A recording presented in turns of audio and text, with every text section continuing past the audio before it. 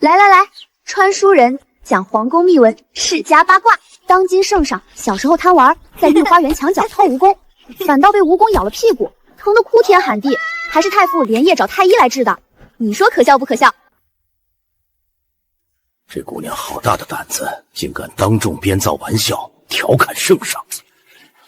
无妨，这姑娘有趣，敢说别人不敢说的。且再听听。这事他怎么会知道？是谁泄露此事？走过路过不要错过，大家快来看呀！妍妍，咱这样大张旗鼓的肆意卖瓜，真的不会被抓吗？别人穿书不是身份高贵，就是实力强悍。我穿书就是没身份、没靠山的说书乞丐，还得靠龙人婆婆卖茶帮衬。要不是你可以随时查看书中情节，我还怕吃不饱饭呢。哎，小姑娘，真的假的？还有吗？还有吗？当然真的，我还会算卦占卜。买杯茶，再给你们讲个新鲜呗。茶水好了，3文钱一碗。来来来，下一个。假的我也听了，图个乐呵。对呀，郑国将军、副大将军凶名赫赫，其实是个妻管严。上周藏私房钱，被夫人堵在书房，腌得像颗大白菜，连官帽都被扔了，至今还不敢抬头见人。而这户部官员欲调配边境粮草，却紧张的御前失礼，吃了闭门羹。姑奶奶，我且算了一卦，这2人必然会在朝堂因粮草一事争执对峙一番。父亲张志和这2个家伙，却是因为粮草一事，连着2日在朝堂上吵得朕头疼。朝中之事，他如何知晓？此女言语怪异，审请你找时间去查证。切记这事不要声张，以免造成麻烦。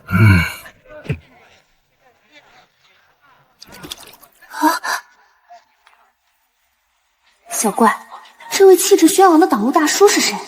妍妍，这位是永宁侯沈岩。哪来的2个声音？这分明无人开口。他也是你亲爹，今天有机会认亲成功哦。荒唐！本侯就禹安1个女儿，什么时候多了一个？为何我能听到这位姑娘的心声？难道她做了什么手脚？实在怪异。这是我爹，那为什么是有机会认亲成功啊？你爹并不知道，当年侯府遇刺时，你被府中忠心仆人抱走，幸免于难，可却还是被人调包了。既然如此，我该如何证明呢？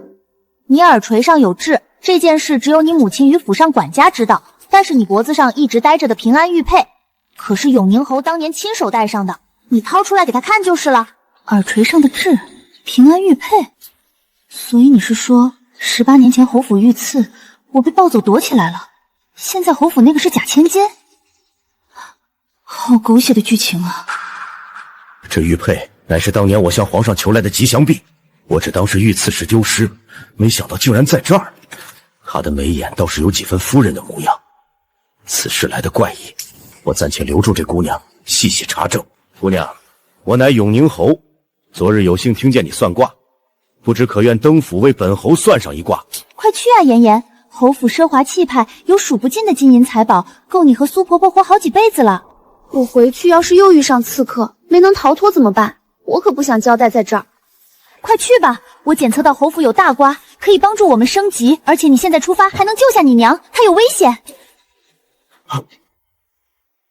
这位客官，您小心。小怪，你别胡说，我娘能有什么危险？有人给她下药，她马上要成哑巴了。姑娘，挂金认手，肯否即刻动身？早听闻侯府气派，能去拜访实乃荣幸。走吧走吧，快走。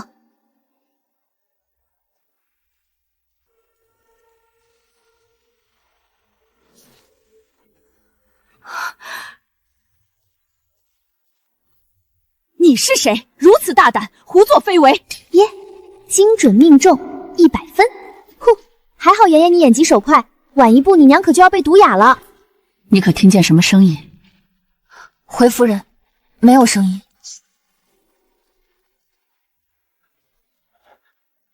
夫人，你没事吧？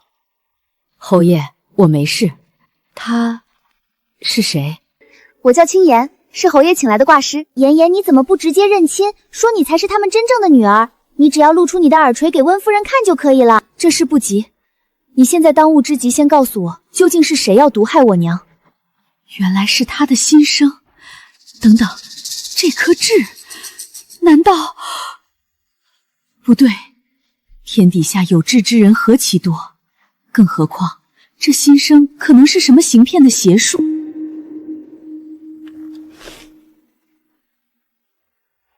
青言，你砸碎茶杯可是有什么异常？他送的茶水里有哑药，派人查验便知我所言。奴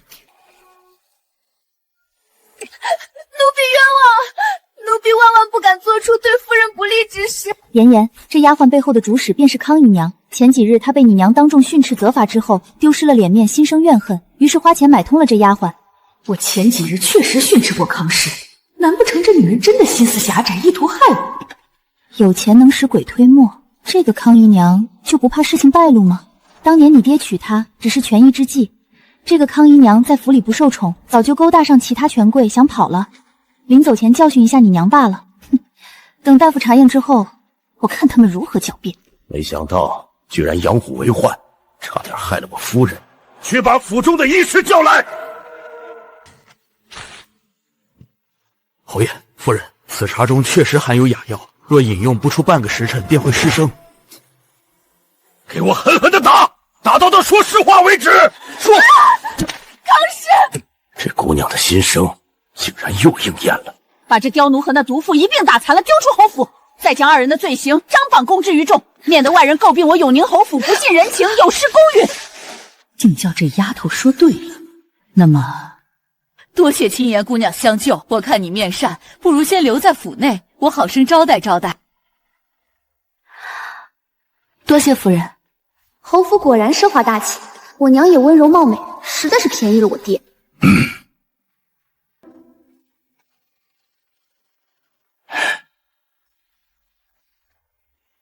小怪，现在是什么情况啊？我爹脸色不太好啊，我娘又一直盯着我。你看着吧，至于你娘，她发现你的痣了，正在打量你。侯爷匆匆唤老奴过来，有何吩咐？18年前侯府遇刺，若非你忠心护主，我女儿怕就遇难了。这份恩情，本侯一直记在心里。但你抱回雨安时，她身上的玉佩却消失了，你可玉佩何在？玉佩并非老奴私吞，当年情况紧急，老奴实在无暇顾及。许是什么？逃跑时丢失了，被人捡了去。原来是要查我的身份，难道我爹在怀疑这位老管家？老管家忠心耿耿，这莫不会要让他寒心？我真是年纪大了，都出现幻听了。不对，现在侯爷怀疑我拿了玉佩，我怎么证明呢？侯爷，您应该知道老奴的秉性，是断不会做出私自昧下主子东西的混账事儿啊。侯爷，管家这多年在府上做事，其心可见，没有功劳也有苦劳。你先起来吧，本侯并未怪你，你可记得起来当时有什么异常？当年逃亡之时，老管家曾抱着你四处乞求食物，路过酒庄时，恰得一位妇人帮助，他还把酒当成水喂给你了，所以你睡得沉，被调包时不哭不闹。又有声音，莫不是神明在助我？没错，那妇人。哎呀，老奴想起来了，当年逃难时偶遇一妇人热情相助，还在老奴解手之时帮忙照看小姐，但老奴回来时发现她正匆忙为小姐穿外衣，莫非他趁管家去解手，将你与另一女婴调包。张管家动作快，他只换了外衣，却没见到包裹在内里的玉佩。好一招狸猫换太子，这妇人为何要这样做？和侯府遇刺有关联吗？是的，他背后之人就是那群刺客的主使。你可记得那妇人的模样？多年过去，老奴只记得她衣着不像普通人，像是外府人家的乳娘，后来再没见过。如果青言说的是真的，当年的行刺以及那妇人得重新调查了。本侯偶然得知，有人私自调换了我的孩子。当年你带着小姐逃亡的始末，以及那枚玉佩的去向事关重大，你需如实道来，不得有半分隐瞒。什么？有人私自调换了我们女儿？那么雨安是谁？他可是管家亲手抱回来的孩子。如此说来，有一事老奴觉得怪异。逃亡时，老奴曾拿帕子为小姐擦脸，瞧见小姐耳垂上有颗痣，只是什么？后来未曾见过雨安小姐耳垂上有痣，老奴以为是自己老眼昏花看错了。难怪雨安右耳垂上无痣，我还当是他长大自然消退了。看来小怪说的没错，我真是永宁侯嫡女。这个永宁侯人缘未免太差，我要是回府不会有危险吧？你这颗痣。本侯无意发现青岩脖子上戴着那枚玉佩，于是心生疑虑，派人暗中查探，得知他自小便无父无母，在朱雀街流浪乞讨，想来她便是我们真正的女儿。青岩，你受苦了，本侯绝对不会放过这有心之人，往后定护你周全，你就回府安心住下吧。都怪老奴让奸人有机可乘，害小姐白白受苦多年，请侯爷和夫人治罪。罢了，你多年忠心耿耿，这事不能全然怪你，去为青岩安排内务吧。张管家，以后可长点心吧。我爹厉害啊，靠着这一丝丝线索就理清我们的关系。不过这背后之人居然是我爹的好友兵部尚书林文渊。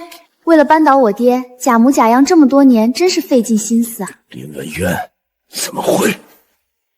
侯爷也可听见这心声，那他所说的是？夫人你也能，可青岩的心声目前从未出错。那被打出去的丫鬟却听不见，我本以为是我的幻听，这事玄乎得很，你当如何应对？林文渊是我多年好友，这件事我得好好查查了。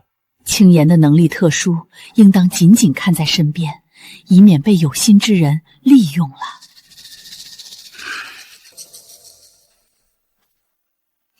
青岩，你既然已经回来，侯府嫡女身份自然是你的。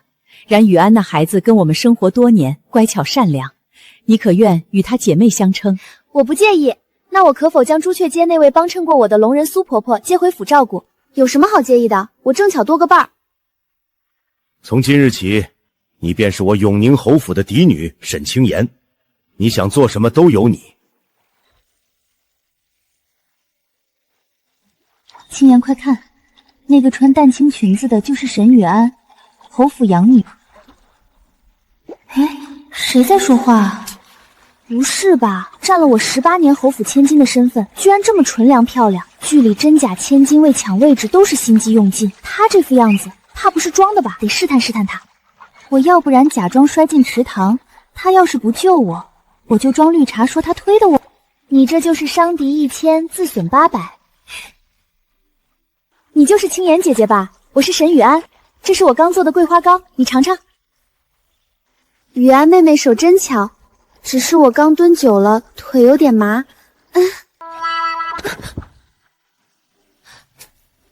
姐姐小心，你没事吧？有没有摔着？我没事，呵呵。多亏了你，刚才真是吓我一跳。你失去嫡女身份，不仅不怨我，还救我，真的是心善，真就半点敌意都没有。该不会救我，其实是想用吃的直接毒死我吧？放心吧，妍妍，这个没毒，而且你刚才装的也太假了。能继续以养女身份留在侯府，陪着父亲母亲，我就很知足了。姐姐能回来，我实在高兴，怎么会怨你？以后你就是我妹妹，侯府里有什么事儿，我罩着你。哥哥事务繁忙，等晚上我带姐姐去找他玩。没想到他这么好相处，以后在侯府就有搭子了，爽！陛下驾到。沈清，朕听闻你寻回爱女，特意过来瞧瞧。陛下，今日微行，不必多礼，坐。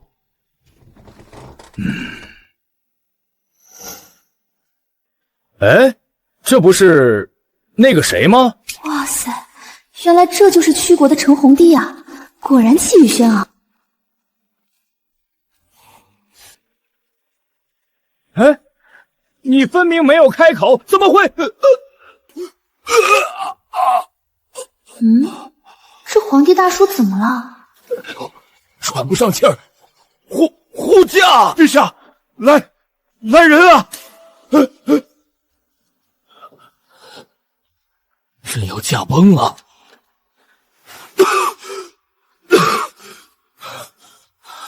好了，朕好了。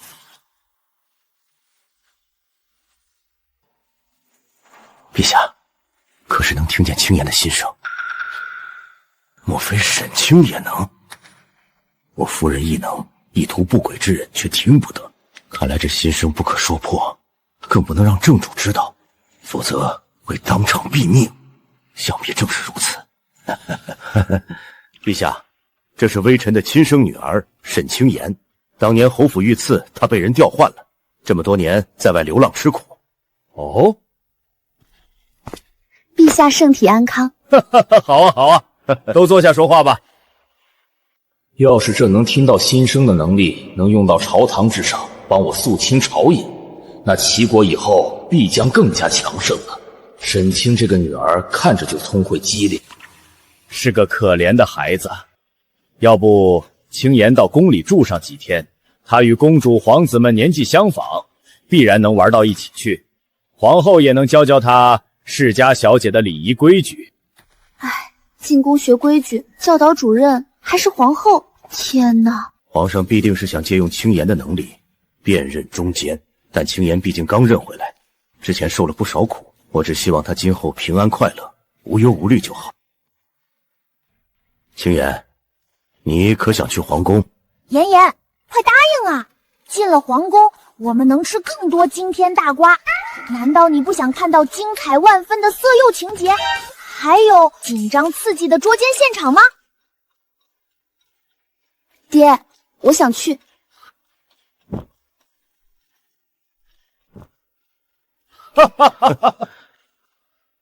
那微臣就替小女谢过陛下了。朕与你父亲自幼一同长大，情同手足，朕一定好好招待你。听闻永宁侯找回亲生女儿，陛下欲将带回宫中，让姐姐您教导规矩。哦，妹妹消息倒是灵通，只怜妾身膝下无一子，教导孩子这事帮不上姐姐的忙。不劳烦妹妹操心，你只管好好服侍皇上就是了。陛下驾到！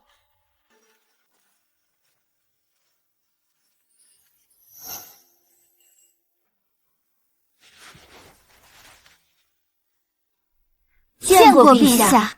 免礼，都坐吧。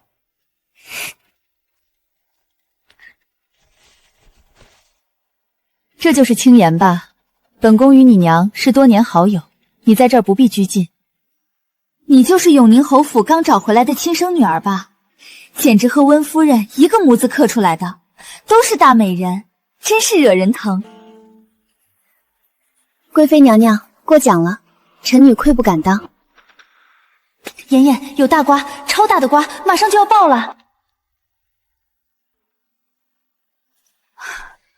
看着清妍这般亭亭玉立，臣妾不禁想起我那7个早夭的孩子，若是最大的一个还活着，怕是跟清妍一般大，也能像清妍这般乖巧懂事了。贵妃啊，你莫要自责，当年害你那些流产的人，如今都已经得到惩戒，你就别再揪着过去的事儿折磨自己了。这拙劣的演技啊！那7个孩子不都是你亲手害死的吗？还在这卖惨博同情，真是惺惺作态，恶心至极。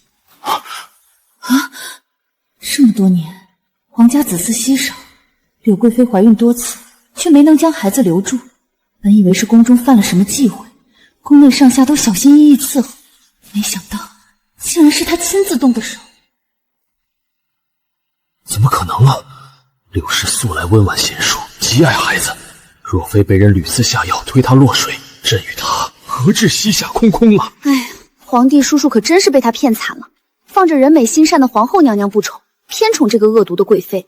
当年他为了整垮竞争对手，不惜拿自己的孩子献祭，食堂是他自己跳的，药也是他自己下的，全是装的。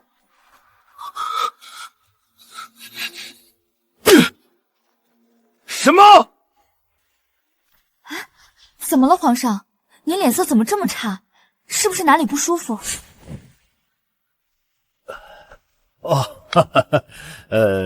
没什么，没什么，朕只是突然感到身体有些不适，不碍事。皇上，清妍回来是天大的喜事，臣妾也想讨一份欢喜，沾沾清妍的福气。皇后娘娘膝下除了太子，还有位6皇子，乖巧可爱。如今皇后娘娘还需要教导清妍，不如将6皇子养在臣妾名下，也好安抚臣妾多年的丧子之痛。臣妾一定会好好待6皇子的。皇后，这么多年你始终压我一头，家世比我好，还有皇子傍身，我没有孩子，你也别想安安稳稳拥有皇子，我一定要把六皇子抢过来，毁了你！这么多年来，柳贵妃仗着数次被陷害流产的事情，在皇上面前装可怜求恩赐，没想到她不仅亲手害死自己的孩子，现在竟然想把手伸到我儿子身上，真是狼子野心。六皇子尚且年幼，离不开本宫的照料，贵妃妹妹你就别为难本宫，也别为难孩子了。皇后娘娘，你就可怜可怜臣妾吧。起来说话。臣妾只是想有个孩子陪伴，弥补这么多年的遗憾啊。好了，贵妃，这么多年你都没养过孩子，根本照顾不了六皇子，此事就此罢了，不许再提。怎么回事啊？皇上因为我丧子的事情一直对我有求必应，今日怎么突然不好糊弄了？难道他发现了什么？不可能，我做的这么隐蔽。柳氏为何如此待朕？难道这些年来他对朕的情谊，那7个孩子的缘分，全都是假的吗？全都是他用来博同情争宠的手段？是贵妃竟然有过7个孩子，我这皇帝叔叔看着年龄挺大的，没想到挺厉害呀。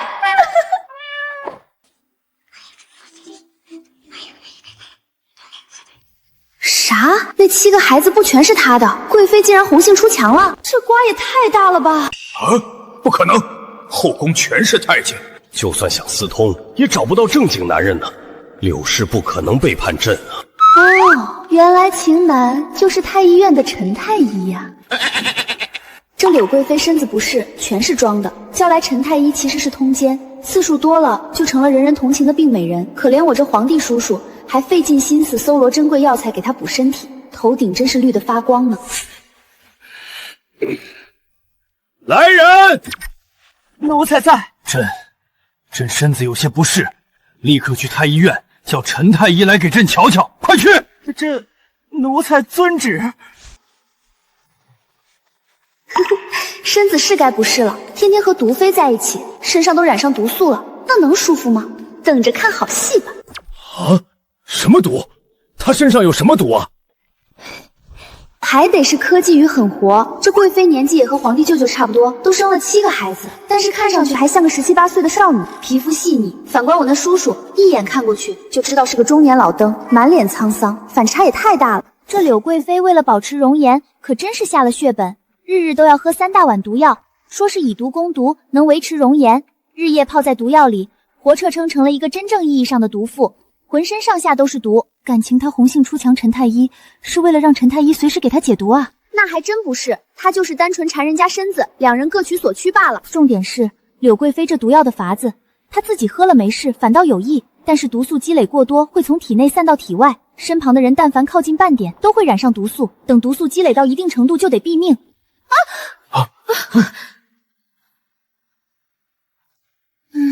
这么恐怖啊！那这后宫岂不是成了一个毒圈？我现在反悔回侯府还来得及吗？这3个人到底怎么了？吃错药了吗？什么情况？我这倒霉的皇帝叔叔啊，不仅被戴了绿帽子，孩子不是自己的，还天天陪着毒妃，被迫染上毒素，真是太惨了。皇上，哎，别，你别过来！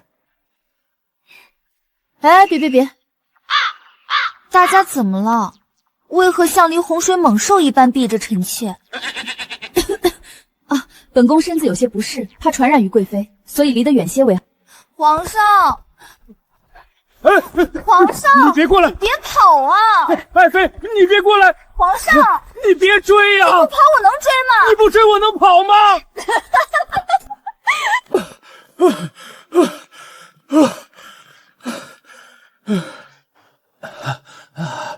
哎呀，贵妃，那个，朕身体抱恙，真的不能靠近你，别太近，离朕远些好。算算时间，皇上和皇后他们身上的毒素也差不多该发作了吧？好戏马上就要开场喽！啊！一会儿陈太医来了，给大家都瞧瞧，怎么都不舒服上了，尤其是皇上，虚成这个样子，不知道的还以为是我这福宁宫风水不好。有劳贵妃担心了，希望陈太医看过这福宁宫以后能改变风水，一会儿掉风水就掉到你头上，看你还能笑不笑得出来。太医可没用，想要解这种毒，只能在铺满寒冰的床上躺足3个时辰，这毒才能慢慢解掉。他们身上毒素积压这么多，排毒的时候怕是要遭不少罪哟。来人，快来人！陛下，奴才在。今日天气炎热，朕感觉火气很大，叫人备几桶寒冰来降降暑，越快越好，赶快去。奴才遵旨。朕天生火气大，尤其是今日格外燥热，需要冰块降降温。没错，就是这样。陈太医到。陈太医到了，有好戏看喽！参见陛下，参见皇后娘娘、贵妃娘娘。这2个贱人竟敢在朕的眼皮子底下就上演含情脉脉，当朕是瞎了吗？今日朕一定要拆穿他们的奸情！愣着干什么？还不快过来，给朕瞧瞧！陛下，您的身体十分康健，并无大碍，许是近日心神劳累过度，好好休整一番，再补补身子就好了。能有啥事？也就年纪大了，在子嗣那方面心有余而力不足，头上又戴了你这顶绿帽子，气得浑身不舒服。其他的自然都十分健康了。陈太医，你可知罪？臣不知。皇上息怒，陈太医医术高明，行为正直，向来恪守本分。您这般污蔑太医，怕是寒了太医们的心啊！贵妃这是向着陈太医在埋怨朕了。皇上今日发哪门子疯？往日里我这般求情，他早就不追究了。难道他真的发现了什么？臣妾万万不敢埋怨皇上，只是这么多年，陈太医一直恪守本分，尽心尽责。您要这么责罚他，实在是有些说不过去啊！住口！陈太医，有人偷偷给朕传话，说你在朕的背后与贵妃私通，秽乱后宫，这可是杀头的大罪。这么多年了，我一直都很小心，从来没有露出过马脚，怎么会被别人发现？不行，一定不能承认，承认了就是死路一条。陛下，臣绝不可能做出这种违背宗法、大逆不道的事情啊！臣忠心耿耿，一心为陛下，为太医院，臣不能死得这么不明不白的。回陛下，您可有证据？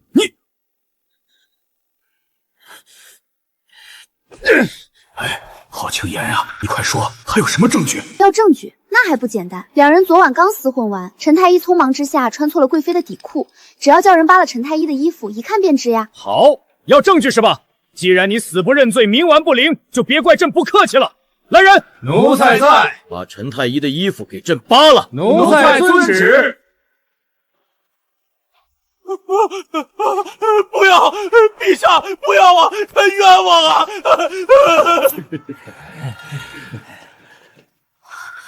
这下可坏了，这成何体统啊！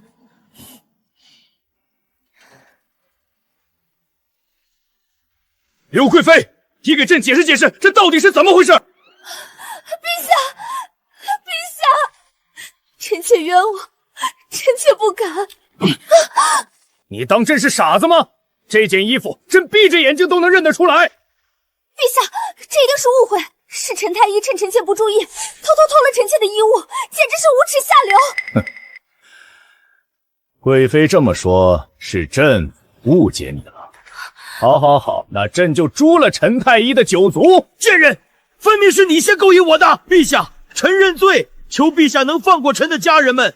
臣跟柳贵妃通奸数年，并非是臣一厢情愿，臣手上还有和柳贵妃私通的情书，柳贵妃绝非是无辜的呀，陛下。臣手上还有和柳贵妃私通的情书，柳贵妃绝非是无辜的呀。你这个贱人，竟然还留着这种东西！陛下，我冤枉啊，我冤枉啊！够了，来人，奴才在。柳贵妃下大牢，听候发落。陈太医五马分尸。是。臣妾错了，臣妾错了，皇上，皇上，臣妾错了。皇上英明，这2个人为非作歹，不知坑害了多少无辜之人。好在有青言在，才得以整顿宫内风气。沈清言必须上朝堂。沈清言这孩子真是福星，有这个能力在，我虞国必然能够强盛。清言这孩子看着就聪慧，将来必有所成，想必也无需让人操心。皇后所言极是，朕听永宁侯说，清言饱读诗书，又会推算。木儿啊，你可愿意随朕一起上朝？啊，我能去吗？去吧去吧，上朝还可以见见世面呢。朕的太子愚钝，帮不上朕什么忙。你这般聪慧，朕就是惜才。朝堂之上有朕护着你，你不必担心。那臣女谢陛下赏识。来人，传旨。奉天承运皇帝诏曰：永宁侯府嫡女沈氏，端会之礼，才识明达，今特册封为安宁郡主，兼掌朝堂记事，为御前史官，特赐殿内坐骑。钦此。太子到。父皇母后，慌慌张张，哪有一点皇家子嗣的气度？这就是太子，穿得金闪闪的，像只金蝉，但看起来并非像皇上说的那般愚钝啊。什么金蝉？谁愚钝？父皇说我愚钝，这是哪来的谣言？请父皇收回成命，我朝并未有女子上朝听政的先例啊！太子啊，这就是清言，你们要好好相处才是。见过太子。果然愚钝啊，未有先例开一个便是，格局真小，更像井底之蛙。原来是他在说话，看着柔弱，嘴却能毒死人。父皇，清言妹妹一介女子，这般贸然上朝堂，恐引众议。说你愚钝你还不信，脑子怎么这么轴啊？太子，你无需多虑，清言这孩子聪慧，让他上朝也是为了替朕分忧。是啊，太子，你父皇自有自己的考量，你好好辅佐便是。父皇母后，你们怎么对一个刚相认的侯府小姐这样信任？这沈清言绝对有什么妖术，竟然让这么多人如此护着他。太子这是什么意思啊？对我有这么大的意见吗？小怪，快扫扫这太子身上有什么瓜。好嘞。我堂堂太子，行事光明磊落，看你要如何污蔑于我。太子谈恋爱了。谁在说话？这个人怎么知道我谈恋爱了？太子殿下，臣女会算卦推理，见你面色红润，想必是有桃花之喜喽。谁啊谁啊，都把太子吊成翘尾了。这人是太史令家的小儿子。怪不得不让我上朝，原来压根就不喜欢女人啊！污蔑，天大的污蔑啊！请上天辨忠奸啊！然，此人是名男子啊！你，荒唐，成何体统？这可如何是好？先不说皇家传承的大事，下一任皇后总不能是个男子吧？太子身为皇家子嗣，应当顾及皇家脸面，三思而后行啊！父皇母后息怒，儿臣确确实实喜欢女人，清言妹妹莫要开这种玩笑。阿瑶那么美，怎么可能是个男人？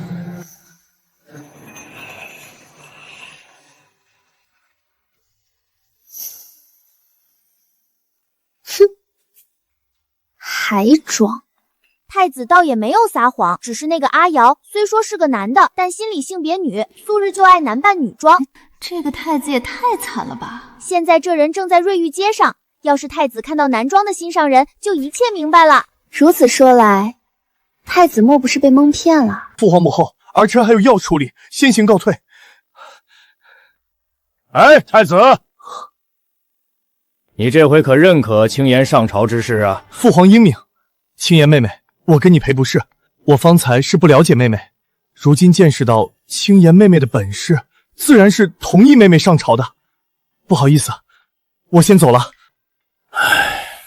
哎呀，今天真是吃得满满的瓜，看来后面还会有更大的瓜。前日陛下派人宣旨，特封永宁侯嫡女为安宁郡主兼这个什么御前记事官。今日这桌椅就抬上来了，看来陛下是铁了心的。女子为官实在稀奇，哼，也不怕闹出什么笑话。陛下驾到！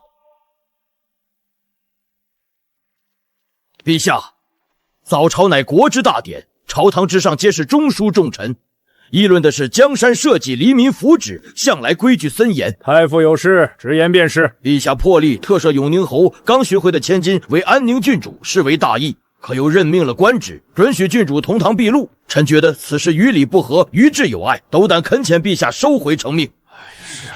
不是吧？第一天上班就遇到职场霸凌？哦，太傅说说哪不合，哪有碍？郡主虽贤，然金枝玉叶，身居闺阁，方合理制。今令其随朝听政，抛头露面于朝堂之上，于国体于归仪皆有不妥。且史官乃轻要公正之职，须不偏不私，秉公直书。郡主深受荣宠，再长史笔，恐难公正无私，后世逼笑我朝史无公论。更何况女子入朝济世，亘古未有，有违祖宗惩罚。若开此先例，必乱朝纲，惹天下非议。臣蒙先帝重托，身为太傅，匡正朝纲，直言进献，乃臣本分。臣再次叩请陛下三思，收回成命。陛下三思。肃静！太傅此言差矣。小女虽为女子，却才识过人，秉性刚正。史官贵在心正笔直，与男女何干？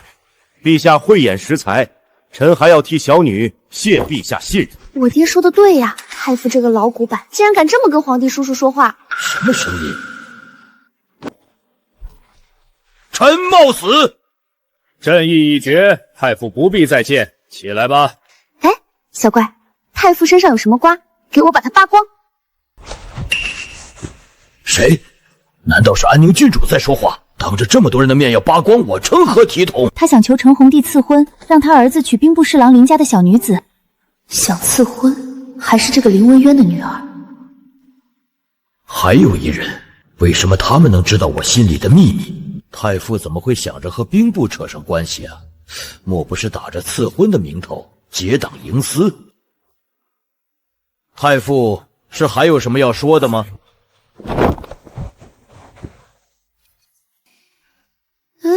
太傅正直清廉，不过怎么会替他儿子求这门婚事？这婚事要是成了，轻则宅院鸡犬不宁，重则家破人亡。家破人亡？这林文渊的女儿，明面上瞧着和太傅之女情同姐妹，时常手挽着手说笑打闹，可暗地里她却欺负太傅的女儿。这次特地勾上了太傅嫡子，为的就是进府打压他的女儿，好让其众叛亲陵。怎么可能？我的女儿被欺负了，她怎么不向哥哥求助？妹妹天天被霸凌者折磨，向哥哥求助，哥哥还觉得霸凌者是太爱自己了，嫉妒妹妹和自己关系好才这样的。今天我可算开眼了，见识到什么叫恋爱脑本脑。我的女儿。太傅，你到底想说什么？半天没个动静。启禀陛下，臣身为太傅，怎么说话还结巴，还哆嗦，还能怎么回事？替儿子求娶媳妇儿，太激动了呗。那毒闺蜜已经做了手脚，打算让太傅的女儿失身给他的小厮，再不回去拦着，家里可就一团糟喽。启禀陛下，老臣家中要事要处理，可否先行告退？我的好女儿，我现在就来救你。该死的林文渊如此教子无方，我晚些再跟你算账。这太傅方才还说你女儿的不是，现在自己却不顾理智走得如此匆忙，实在令人费解。太傅一生清直，未曾有过思念，所言不全无道理。林兄还是莫要躲在暗处嚼舌根，免得落人口舌。沈兄教训的是。太子殿下到。儿臣参见父皇。平身吧。今日怎么来的这般晚？儿臣处理了一些事务，故来迟了，还请父皇见谅。太子这是见到阿瑶的真面目了吧？太好笑了！而且他还叫人把他打了一顿，丢到垃圾堆里了，只因为对方得意洋洋地说太子自己愚钝，分辨不清，怪不得他，并且他不喜欢太子，太子一直以来都是一厢情愿。启禀父皇，儿臣听闻太史令的小儿子被暴打了一顿，丢进垃圾堆里。明明是你自己打的，这太子真是太逗了，被人欺骗感情不说，对方还是男的。啊！我儿怎么了？既如此，太史令抓紧回去看看吧。谢陛下，谢太子殿下。多有得罪，请太子殿下见谅。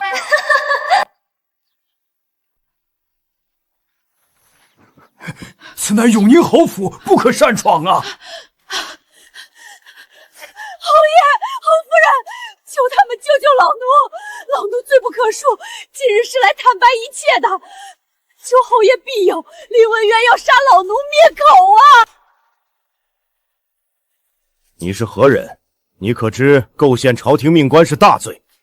侯爷，老奴名叫王桂兰，当年是兵部侍郎林文渊府上的奶娘。老奴今天来是要告诉侯爷，当年侯府遇刺，小姐在外逃脱之事，全是林文渊一手策划的。侯爷，当年老奴遇到的妇人就是她。你说什么？当年侯府遇刺是林文渊干的？他不是我爹的好友吗？为何要这么做？老奴所言句句属实。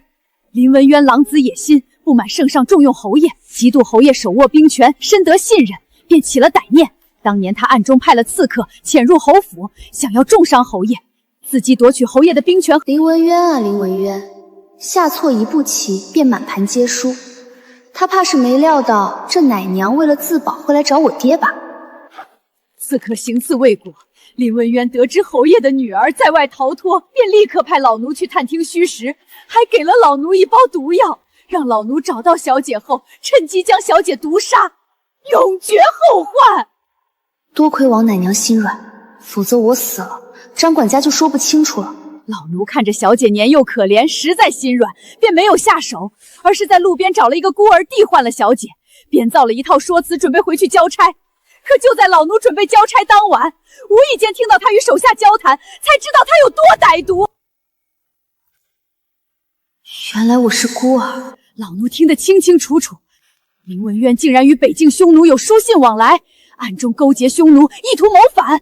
他还说老奴知道太多他的秘密，留着迟早是祸患，下令要杀老奴灭口。老奴吓得连夜逃脱。你可有证据？口说无凭，本侯如何帮你？当时他趁夜里府内无人，偷了一封林老贼与匈奴往来的书信，以此傍身。侯爷，证据在这里。如今林文渊的手下已经找到了老奴的踪迹，老奴走投无路，只能来求侯爷庇佑，求侯爷为老奴做主，揭发林文渊的阴谋。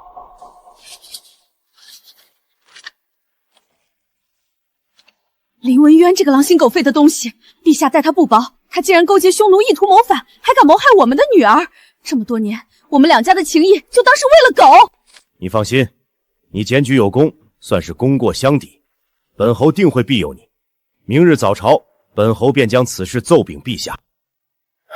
这么多年，只当我识人不清，苦了青颜啊！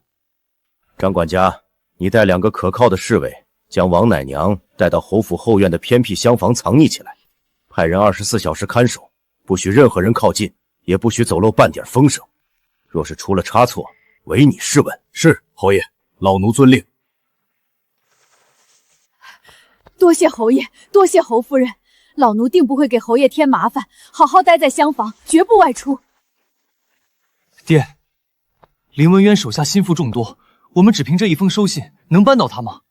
要不要再派人去搜集更多证据？这封书信乃是林文渊与匈奴往来的铁证，上面有他的亲笔字迹和匈奴使者的印记，足够定罪。明日早朝，本侯奏禀陛下，定能让他无从抵力。放心吧，林文渊这些年在朝中结党营私，早已引起不少大臣的不满。若是他在朝堂上反咬一口，说王奶娘是被我们收买，故意诬陷他，该怎么办？娘，百官知道爹与林文渊多年交好，平白无故没有理由陷害，再加上这封书信，林文渊就算有再多狡辩，也无济于事。太傅的小女儿前些日子被林文渊的女儿欺负，太傅一直记在心里。若是得知林文渊的阴谋，肯定会趁机参他一本，这样就更有把握扳倒他了。子阳，你立刻派人去太傅府，将此事告知太傅。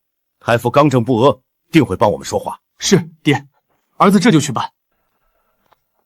我定会让林文渊为他所做的一切付出惨痛的代价。怪我识人不清，害得你们受了冤屈。言言，林文渊作恶多端，勾结匈奴，意图谋反，谋害朝廷重臣，早朝就是他的死期了。要是抓不到那个老东西，你也不必再回来了。是，学生沈子阳见过老师。子阳，深夜逃访，可是有何急事？老师，此次前来是有一件天大的事要告知您，关乎江山社稷，也关乎我侯府的冤屈。哦，何事如此严重？你慢慢说。老师，当年我府遇刺，并非江湖仇杀，而是兵部侍郎林文渊一手策划。他因为嫉妒我爹深得陛下重用，便派刺客行刺，还派他府中的奶娘去毒杀我妹妹沈清言。幸好那奶娘心软，换了一个孤儿，我妹妹才得以保命。你说什么？林文渊竟然做出如此大逆不道之事，还有没有其他证据？我本以为沈岩也与其勾结，没想到啊！大人，此事千真万确，那奶娘如今就藏匿于我侯府。她还偷了一封林文渊与北境匈奴往来的书信，书信中明确记载了林文渊勾结匈奴，意图谋反的阴谋。我父亲明日早朝便会将此事奏禀陛下，特来告知老师，希望老师能一同参奏林文渊，揭发他的罪行。林文渊这个逆贼，实在是不忠不义，罪该万死。学生恳请老师帮忙。子阳，你放心，明日早朝，老夫定会全力相助，参奏林文渊。更何况前些日子他的小女儿仗着他的权势欺负老夫的小女，老夫正愁没有机会惩治他。如今他犯下如此滔天大罪，老夫定不会放过他。多谢老师，有老师相助，我父亲定能顺利揭发林文渊的阴谋，还我侯府清白，也还天下一个公道。不必多礼，惩治逆贼，保卫江山社稷，乃是老夫的职责。你回去告诉你父亲，明日早朝，老夫定会与他一同将林文渊的罪行一一奏禀陛下，让他受到应有的惩罚。是，学生谨记老师的话，这就回去禀报我父亲。林文渊结党营私，勾结外敌，意图谋反。今日终于有了铁证，明日定要让他身败名裂，株连九族，以儆效尤。有事启奏，无事退朝。陛下，臣有本奏，臣要揭发兵部侍郎林文渊勾结北境匈奴，意图谋反，谋害臣与臣女的滔天罪行。陛下，臣冤枉啊！臣对陛下忠心耿耿，对大元江山鞠躬尽瘁，怎么可能勾结匈奴，意图谋反？永宁侯你我多年交好，亦不可能谋害你们父女啊！你为何要如此污蔑臣？永宁侯，你说林文渊勾结匈奴，意图谋反，可有证据？陛下，臣有证据。这是林文渊与北境匈奴往来的书信，上面有他的亲笔字迹和匈奴使者的印记，详细记载了他勾结匈奴、意图谋反的全部计划。另外，臣还带来了当年参与此事的证人王桂兰。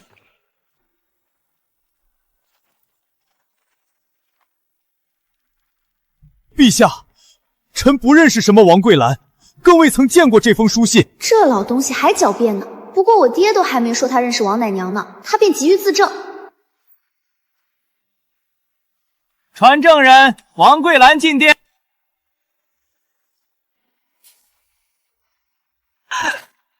启禀陛下，老奴王桂兰当年是林文渊府上的奶娘。当年林文渊不满陛下重用永宁侯，嫉妒之下派刺客潜入侯府，想要重伤永宁侯，夺取兵权。后来得知侯府小姐逃脱，便派老奴去毒杀小姐。老奴心软，找了一个孤儿调换了小姐。一派胡言！陛下切莫信了这老妇的栽赃。老奴回去交差当晚，无意间听到林文渊与手下交谈，得知他与北境匈奴勾结，意图谋反，还下令要杀老奴灭口。老奴偷了他与匈奴往来的书信，连夜逃亡，如今走投无路，只能投靠永宁侯。恳请陛下为老奴做主，揭发林文渊的阴谋。你这个老钱婆，你胡说揭发逆贼！你分明是被沈岩收买，故意诬陷我。陛下，您千万不要相信他的话。林文渊，作为朝廷命官，理应注意言行举止，你这般成何体统？陛下，臣有本奏。林文渊不仅勾结匈奴，意图谋反，还教子无方。他的小女儿仗着他的权势，肆意欺压朝中大臣的子女，前些日子还欺负了臣的小女，可见其家风败坏，目无王法。如今永宁侯有书信为证，有证人作证，林文渊的罪行确凿。臣恳请陛下严惩林文渊，以正朝纲，以安天下。林文渊，你这个逆贼！朕待你恩重如山，重用你为兵部侍郎，你却狼子野心，勾结外敌，意图谋反，还敢谋害忠良及其子女，教子无方，目无王法，真是不忠不义，不仁无礼。陛下，臣冤枉啊！求陛下明察，臣真的没有勾结匈奴，没有意图谋反啊！这样的书信，他家可多了，加起来够他死100次了。事到如今，你还敢狡辩？是否还需朕派人去你家书房查证啊？传朕旨意，将林文渊罢官夺职，打入诏狱，株连9族，其家产抄没，勾结匈奴的党羽一并彻查，严惩不贷。来人，将林文渊打入诏狱。陛下英明，陛下万岁万岁万万岁！沈岩，你揭发逆贼，有功于朝廷，朕赏你黄金100两，绸缎1000匹。王奶婆勇气可嘉，朕赏你白银50两，准你安享晚年。谢陛下恩典。我都没见过左相妹妹，她为什么会邀请我去赏花宴呢？听闻她被巫瑶族那个男毒师哄骗，觉得有点丢脸，特意办个宴会相看新男人，人多才热闹嘛。哦，那这不就是大型的相亲会？那我可不去，我还没到相亲的时候呢。这有什么呢？又不是去了必须配对，这种相亲现场吃瓜最好了。就算你不相亲，看看热闹总行吧？谁？我还以为有人要暗杀我呢。相约于左相家的赏花宴请柬，这给谁的？给我的吗？看着不像啊，多年前我还是个乞丐呢。香的，怎么看着写纸条的都像是个女的？怎么会在我这里啊？别猜了，是左相家妹妹捡的那个毒师。毒师？这纸条该不会有毒吧？可不是说他之前被赶出去以后被人牙子捡走，送到青楼里了吗？唉，那不是昏迷了不能反抗吗？他是被青楼的人发现是个男的，被打醒了，一气之下用毒给青楼上下都毒晕了。那他还敢来赏花宴？赏花宴那么多人，他稍微乔装打扮一番，混进去也没人知道。而且这次他做好了充分的准备，身上带着的都是制毒阴狠的药，打算控制住一个皇室子弟。所以我现在是被盯上了吗？这纸条特意扔给我的，你只是一个郡主，他瞧不上，这是给太子的。太子？为什么？这毒师在青楼的时候听别人聊天说，太子有龙阳之好，喜欢男扮女装的男人，就动了心思，打算直接勾引他，这样一来就能快速掌握去国信息。那太子也够倒霉的，被男人骗一次就算了，现在被第2个男人骗。那这纸条为什么会在我这里啊？宫里地形复杂，毒师第一次来分不清，绕来皇后的寝宫，以为这里就是太子的东宫，没想到里面住的是来学习的你。现在纸条被你拿到了，毒师明日勾引太子的计划怕是要泡汤了。那不行，那太可惜了，这是太子殿下的桃花，我怎么能毁了他姻缘呢？我现在就给太子殿下扔回去。而且明天我倒是要看看这毒师打算怎么做，及时阻拦。要是纸条送不出去，打草惊蛇了，下次还不知道能不能抓住这个毒师。太子的瓜可不能错过，明天定要凑凑热闹，看看这毒师有多大本事，能不能把太子骗到手。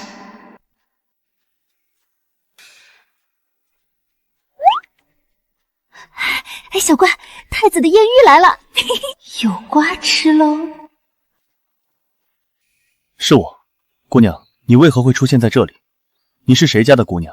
为何我之前从未见到过你？太子殿下，臣女是左相府上的远房表亲，臣女的玉佩丢掉了，想来是落在附近了，正在寻找呢。姑娘若是遗失了东西，需不需要我帮你一起找？多个人手来找，想必找到的也会快一些。那可太感谢太子殿下您了。这女子怎么瞧着怪模怪样的？这女子看着比太子还要高一点，太子什么眼光啊？别的不说，你们2个为啥也在这里啊？还不是因为你迟迟没出现，我们以为你出什么事儿了，结果是搁这儿鬼鬼祟祟的偷窥太子约会呢。就是，哎呀，什么叫偷窥啊？我这是帮太子看看这个人有没有古怪，免得他再被骗。几个人偷窥也不知道藏着点，哪里比我高了？这不差不多？他们3个肯定是嫉妒我有桃花运，才故意这么说的。臣女早就听闻太子殿下英明神武，风姿卓越，今日得见殿下，心里觉得比传闻中更加让人倾慕啊。咦，太子是眼瞎了吗？不，我觉得他是心盲。这么明显都看不出来。哎，小怪，他一会儿打算怎么动手啊？孤男寡女还能怎么的？他准备装柔弱，倒在太子怀里，趁机下手。嚯，那还真够厉害的哟。不过太子能接住吗？原来他倾慕于我，才这般设计，倒也无妨。这女子身形有力，说话也淡定自如，日后若是成了太子妃，东宫想必也会被治理得井井有条。到时候沈清言他们指不定会多羡慕。哼，这太子一看就是傻子，随随便便使些手段就能上钩，真是没救了。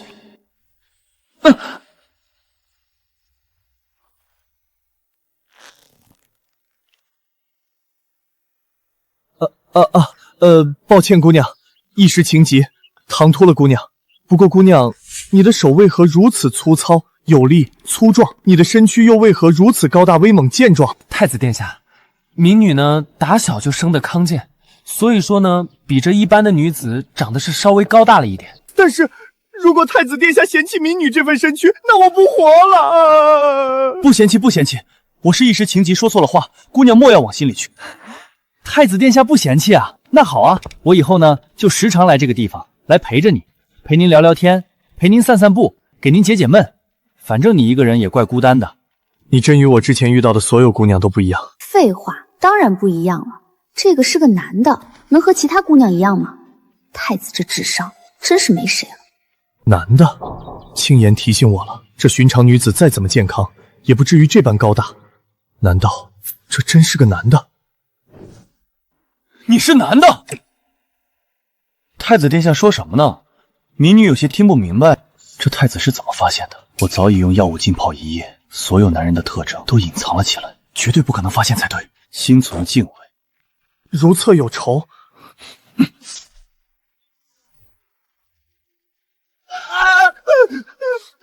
你这个男扮女装死人妖！这太子就算不喜欢难看的，也不至于这么欺负一个弱女子吧？确实有损皇家威严。太子刚问的那是啥意思啊？咋一下就能确定对方是个男的？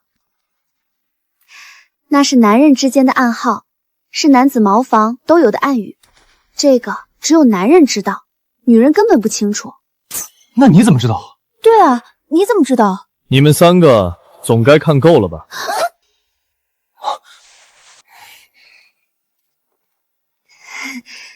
太子殿下，好巧啊！太子殿下，你误会了，我们不是偷窥狂，是赏花宴要开始了，他们已经在前厅了，我们是来叫你去前厅的。好，我知道了，你们先去，我随后就到。还好你聪明，快走快走快走，别被太子发现我们是故意来看热闹的。这么喜欢男扮女装，这就把你送去净身房。见过安宁郡主。啊，这么多好吃的，那可不能浪费。看，我就说吧，果然不是在温夫人身边长大的，没见过什么世面。你瞧瞧这吃相，身上透着小家子气，哪有半点郡主的样子？可不是嘛，瞧他吃起东西来，像8辈子没吃过饱饭似的，急急忙忙狼吞虎咽的，真是太不体面了。京里稍微有点身份的小姐，哪个不比她端庄的多？真是丢脸！快别说了，皇后来了，小心被听到。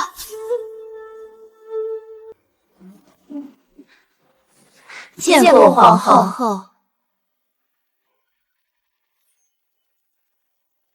行为举止异教，品行败坏可难改。安宁郡主多年在外，你们可是从小生长在大家里的闺秀。都落座吧。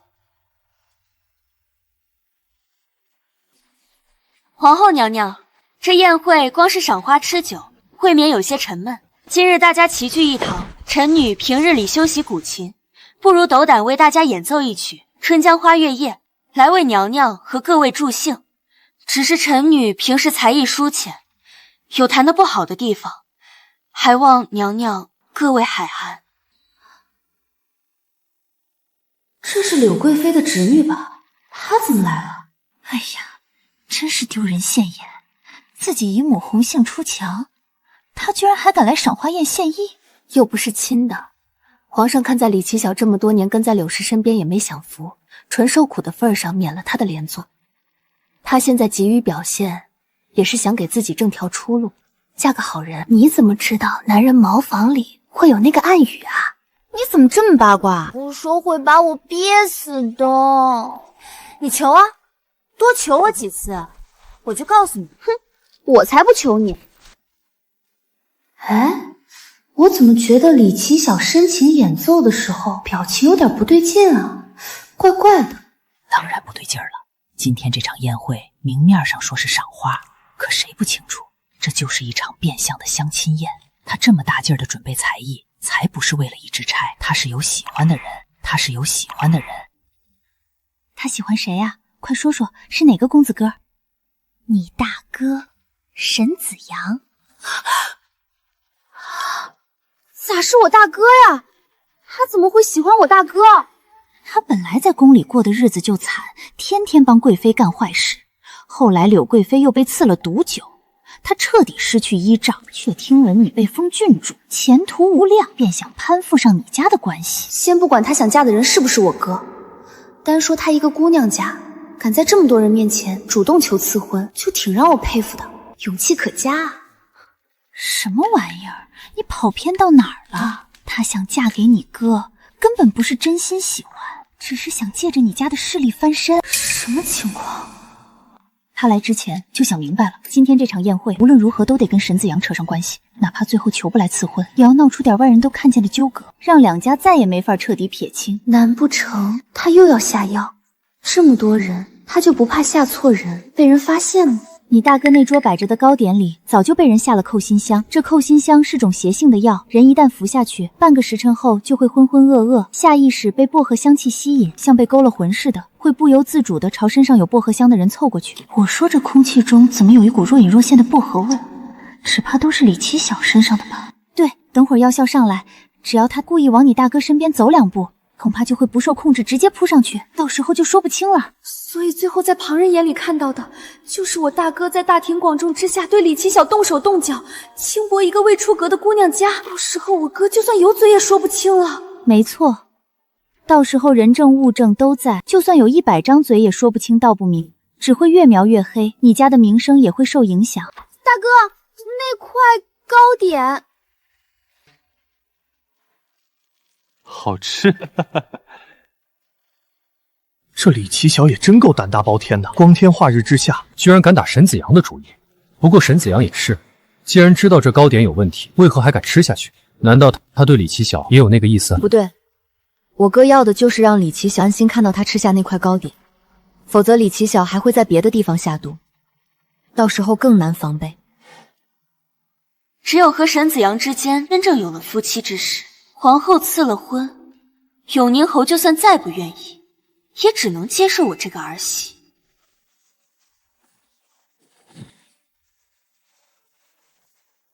哎，他就这么走了？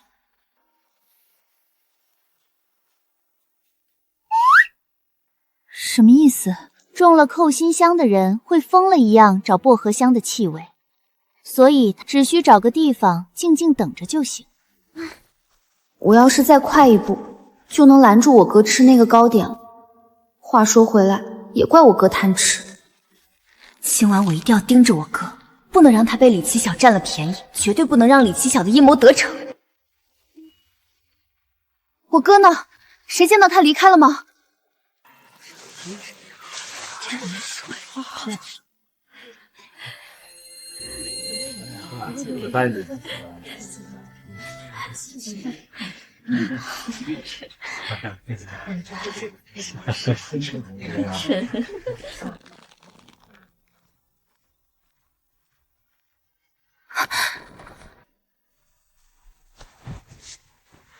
娘，从下午到现在都没有看到我哥，不会出什么事吧？他不会有事，府内下人多，有情况会及时禀报的。于安跟我讲了在花园发生的事，我就派人盯着子阳了，应该不会有问题吧？夫人，奴婢下午散席之后，在园子里碰到李小姐，他说他跟着小姐来府中做客，身子有些乏，想去客房那边休息。可是他贴身带的香囊掉在地上，奴婢本来想给他送回去，结果，结果什么？这个李奇小胆子真大，竟敢偷闯侯府。你放心说，有我娘在，没什么可怕的。结果，奴婢到客房的院子那边，看到一个男人鬼鬼祟祟的跟在李小姐身后，贴着墙根，踮着脚往李小姐的房间挪，看着有点像大公子。完了完了，还是没拦住，这不就是小怪说的，中了药的人会不自觉跟着李奇小走，我哥该不会真的要出事吧？不管是不是大公子，事已至此，我都要亲自去瞧瞧。随我去客房。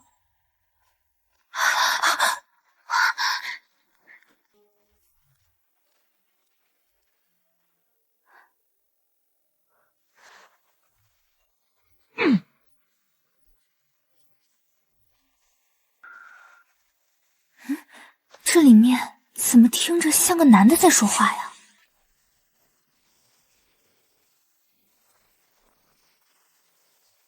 这里面不会是我的声音吧？你怎么在这里啊？本太子当然是来找沈兄玩呀。小声点。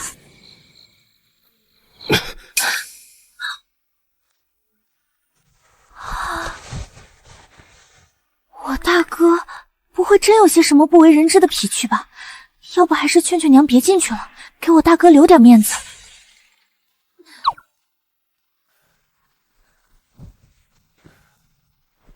让他沈子阳方才笑话我，现在轮到自己遭殃了吧？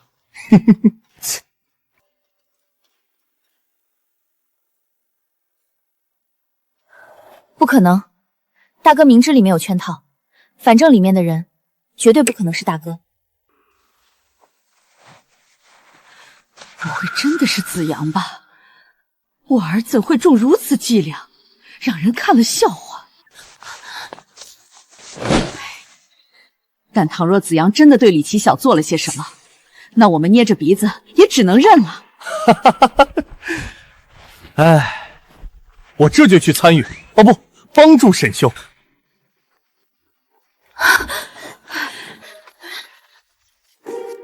雨安，你快来啊！我还想再听一会儿，再不来看不到精彩的了。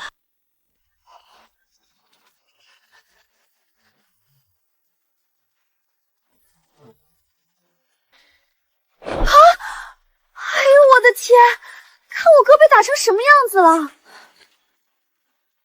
成何体统！李奇晓，你怎可如此对待沈公子？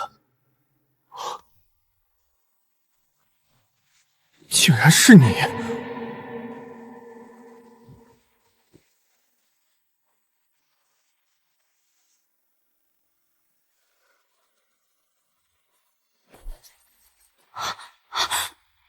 温夫人，李元，你竟做出如此龌龊之事！李奇晓在我府上做客，你竟敢尾随闯入，究竟有何用意？我冤枉！一个男的有啥好救？不过这是咋回事啊？按道理说来的不应该是我哥吗？哇，你哥找到了吗？小怪，你终于醒了！我恢复能量了，我来帮你查查。原来你哥沈子阳在宴会上找借口离席，已服下解药，跑去地下室藏起来了，屏蔽了系统信号，难怪我们找不到他。至于这个男的，是李元。李元是谁？他啊，就是整天围着大哥转，拍大哥马屁的小狗腿子啊！上次还借着大哥名义吃霸王餐，欺负弱小。我哥竟然没收拾他，真是心胸开阔的正人君子啊！哼，什么君子？你哥转头回去就叫人给李元揍了一顿，揍得他好几天没下得了床。那他怎么出现在李奇小屋里的？那个叫什么香的，不是只下在了我哥的糕点里吗？你哥揍他的时候是私下揍的，这李元蠢得很。挨了揍也没察觉是你哥干的，还一如既往的凑上去拍你哥马屁，自认为是你哥最要好的好朋友。他职位不高，桌上糕点没沈子阳的好，他见沈子阳没在，就偷溜过去吃了他的糕点，论嘴馋能惹多大的祸？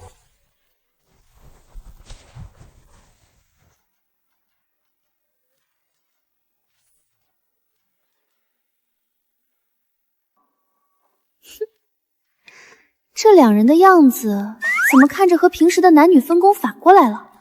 女强男弱吗？有意思。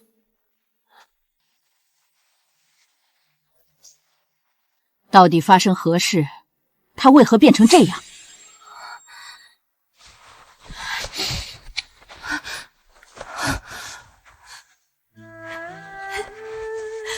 温夫人，太子殿下，我刚刚有些累了，就想过来休息一会儿，是他突然闯进来，非要让我用鞭子打他，我根本就反抗不了。太子殿下，臣真的是冤枉啊！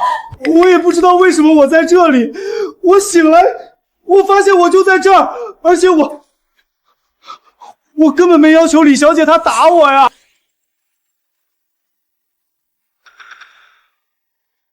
这明显看来是李媛被欺负了吧？李媛，方才之事真的是李奇小欺负了你？若是他胆大包天，做出这种辱没男子铭记之事，不必多审，按律应该处以绞刑。太子殿下与我会为你做主。冤枉，冤枉啊！太子殿下，臣妾真的是冤枉的。温夫人明鉴，求温夫人垂怜，小女只是一个弱女子，怎能强迫得了这李媛？她双脚又没有被绑住，如果她真的想逃，她为什么不逃？是她就喜欢玩这种游戏，如今被大家知道了，她就想把锅全往我身上甩。再这么下去，两个人都讨不了好。李七小说的也没错，刚刚被抽的时候，除了痛，那也挺爽的。今夜一事是我们一时情难自禁，并非什么强迫之举啊。温夫人，太子殿下，请恕罪。其实臣和李奇小早就情重义和，私底下也早已心意相通。今夜一事是我们一时情难自禁，并非什么强迫之举啊。还请殿下念我们一片真心，饶了我们吧。我何时？今天这事没能让沈子阳遭罪，现在李渊都这么说了，也只好顺着情投意合的趋势走下去，否则等他们发现什么蹊跷，可就真的走不出这大门了。我是这样的。刚刚我们只是在玩闹，我们在玩话本里演戏，一时没把握分寸。哦，对，让各位误会了，实在对不住，还望太子殿下与温夫人恕罪。这么烂到极致的理由，不过李媛竟然改口得如此之快，他不会真的有点什么痞去吧？这是没跑的喽。莫不如顺水推舟，让他们狗咬狗，免得这李奇小再算计到我头上。二人既有情谊，只是一时行事失当，并非大奸大恶之举。若真严惩，反倒落人口实，也误了你二人前程。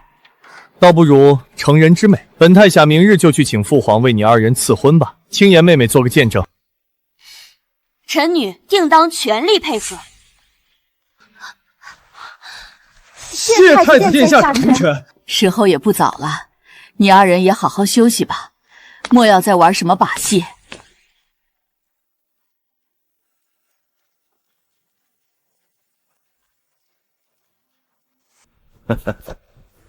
这吃饱了饭就开始打盹儿，怎么不回房休息啊？我来陪爹爹用茶，我娘呢？昨日不知道怎么的，你哥跑去地下室睡觉，感染了风寒，你娘正照顾他呢。为了躲李奇小，我哥真是委屈了。无妨，喝点药就好了。小怪，我们走之后，那两个人是不是打起来了？打是打了，不过不是你想的那种打。哎，你自己看吧。让再打一次！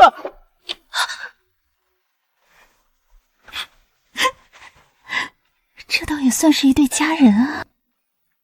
妍儿在说什么佳人啊？是想寻觅良人了吧？哎呀，我不是。皇上不见了！你说清楚，什么叫皇上不见了？侯爷，这今日早朝后，皇上就说想一个人去御花园散步，奴才等了半个时辰才过去，结果皇上消失不见了。宫里上上下下都找遍了，就是找不着皇上啊！无奈之下，皇后娘娘命小的来寻求侯爷的帮助。他好吵啊！看来我爹要发飙了。竟然有人在皇宫内绑架皇上，把本侯与百官当死人不成？皇帝叔叔到底是被谁绑走的？我查不到，我要见到成红帝本人，才能看见是谁干的。那你能查到皇帝叔叔现在在哪里吗？我可以试着定位，但你也知道，定位会损耗我的能量。查到位置后，恐怕会像上次一样休眠一段时间，这时间里就不能帮你了。小怪，那就拜托你了。好的，正在查询，目标地点锁定，皇宫西南角宫殿后方有一处牢房，成红帝就在那里。系统能量不足，陷入休眠。爹，陛下在西南角牢房，我带你去。背上侍卫，随本侯去西南角牢房。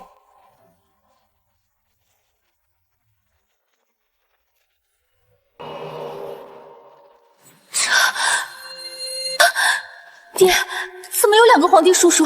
这是怎么回事啊？2个人，一个是真的，另一个是谁假扮的？这2人的身形面容一模一样，确实难以分辨出真假。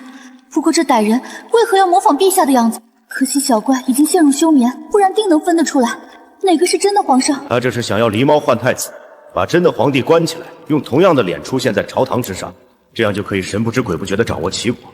可他没想到我们这么快就将他堵到此处，正好他和真皇帝一起假装被绑架，企图蒙混过关。那现在也只能等他们醒来，再分辨到底谁是真谁是假。侯爷，要不要先给2位陛下松绑？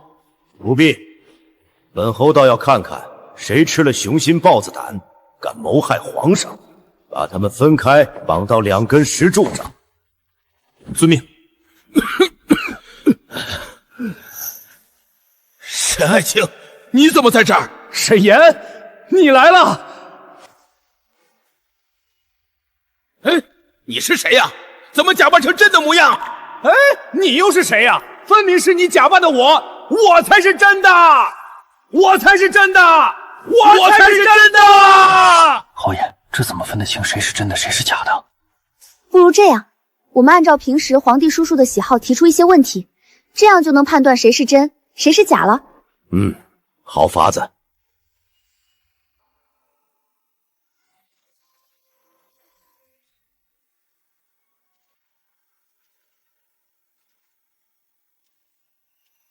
皇室礼仪与宗族礼仪并不相通，陛下自小勤恳学习，熟知礼仪规矩，臣就以礼仪为考题来考一考。我是皇帝，我讲究啥礼仪啊？沈岩考这个意欲何为？难道是想反其道而行之？来吧，难不住朕。没问题。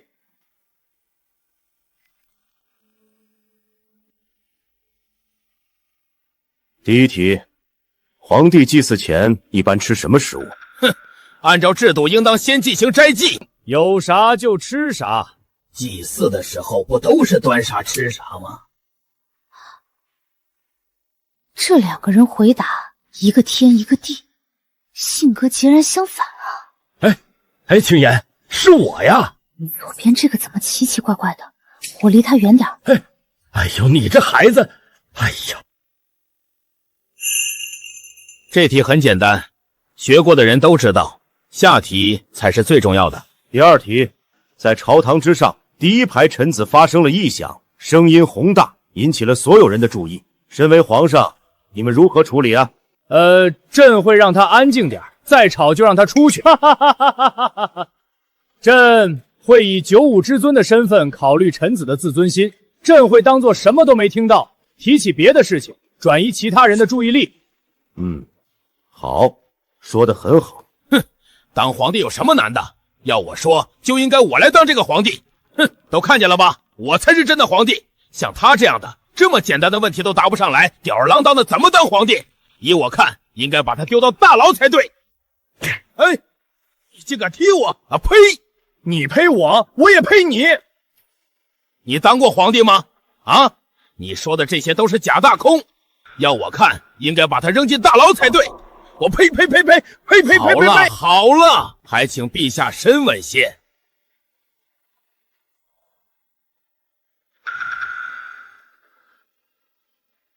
将此事告知太傅，请太傅前来。老夫算得上陛下的老师，想必我的题应该难不着真正的陛下。有劳太傅了。太傅学识渊博，出的题定然严谨，我平日里也颇爱研读典籍，肯定能答得下来。太傅最喜欢剑走偏锋，你这个假货马上就要暴露喽。老夫的问题很简单，这道历史问题问历史上刘备、三顾、茅庐分别是哪载天去的？你这出的是什么历史问题啊？哼，朕知道，前2次是公元207年隆冬，第3次是公元208年初春去的。这么简单都答不上来，你才是那个假扮的皇帝。哎，你懂什么？这种历史偏门知识对当皇帝有什么用？依我看，我才是那个最适合当皇帝的人。臣这问题虽看似偏门，却能考告心性与学识，并非无的奉食，也能看出你们的眼界与格局。等会儿，下一道题目，朕要求沈清言来出。我？对，清言，你一向性格沉稳，应该知道问什么问题。我第一次和皇帝叔叔见面是什么时候？3个月前。爹，这怎么回事啊？我明明第一次和皇帝相遇是在侯府的，这歹妃怎么也知道啊？我的好侄女啊，这种事情随便一打听就都知道了。对呀，况且你现在是坐镇朝堂的安宁郡主，说不定这家伙早就把你的信息打听了个遍。感觉不太对劲啊，虽然左边那个有点奇怪，但是现在这个总让人有种危险的感觉。哎呀，清言，我有什么好奇怪的？这个人才是真的危险。胡言乱语什么？你怎么知道我心里想的什么？因为我能。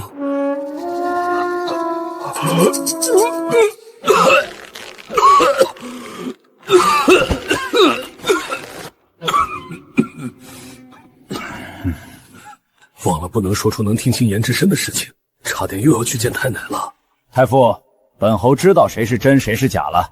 太好了，沈爱卿，我就知道你能认出我来，我才是真皇帝，你快给我解放！我要狠狠收拾这个冒充我的人。我才是最适合当皇帝的人，我要励精图治，一统天下！混账东西，连皇帝你都敢绑！自古都是狸猫换太子，你可好，狸猫换皇帝。本侯前些日子练武把沙包打烂了，你来了正好，你敢？我有何不敢？打得好啊！沈清武力不减当年啊！沈岩，你认错人了吧？我才是真皇帝啊！你当过皇帝吗？你就适合当皇帝。皇帝在位10年，齐国不断发展，百姓安居乐业，各行各业兴旺发达，这么好的治理，凭什么让给你个不知名的东西？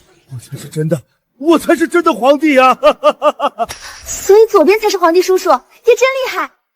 要不是刚刚皇上想要说出清言的心声，差点窒息，我也分不出来哪个才是真的皇上。陛下的功课自小便是老夫传授的，老夫的题，陛下怎么可能答不出来？要不是为了看你到底想干什么，老夫与永宁侯岂能容你这般放肆？沈爱卿、太傅，还好你们来得及时。要是再迟些，朕恐怕早就被这家伙扔到护城河里了。齐国也差点被这种小人掌控了。都是清言的功劳，要不是他，我们还得费些功夫才能找到陛下。清言，这救驾之功，朕一定好好赏你。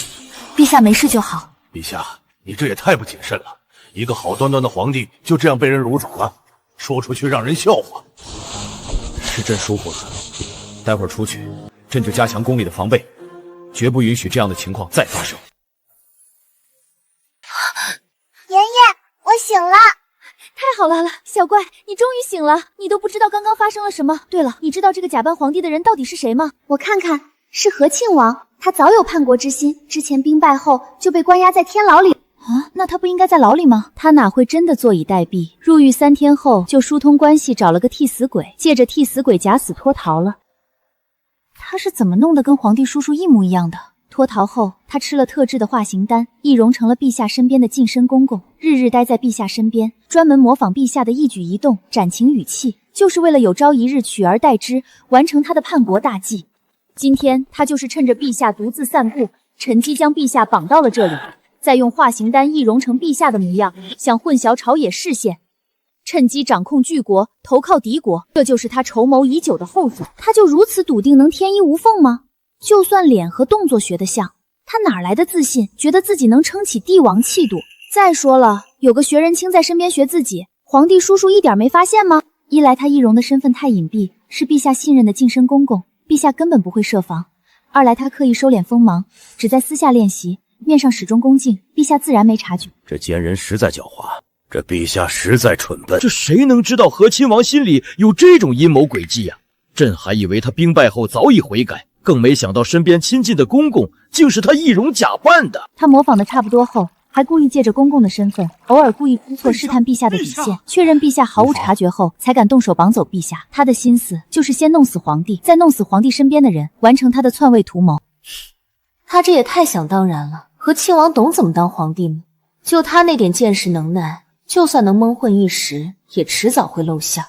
更何况他还怀着叛国之心，简直是自寻死路。这么喜欢当公公，那朕就成全他。陛下作为帝王，应当小心谨慎，您还需多加勤勉学习。小怪，幸亏有你带我们找到了皇帝叔叔的位置。没什么啦，这是我为宿主应该做的。陛下，如何处置？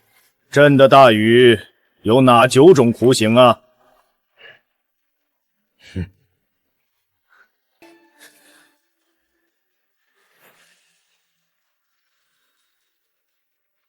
启禀陛下，和亲王死了。怎么死的？是咬舌自尽。估计是知道自己叛国之罪败露，难逃严惩，所以就先行了断了。一会儿就将和亲王的尸体挂于城门墙口，将他谋反、假死脱逃、易容假扮谋害朕的罪行满城张贴告示，公之于众，让他死了都遭人唾死，也让天下人知道谋反的下场。朕以皇帝之尊宣示天下，太傅永宁侯与安宁郡主沈清言于危难之际挺身而出，同心救驾护国。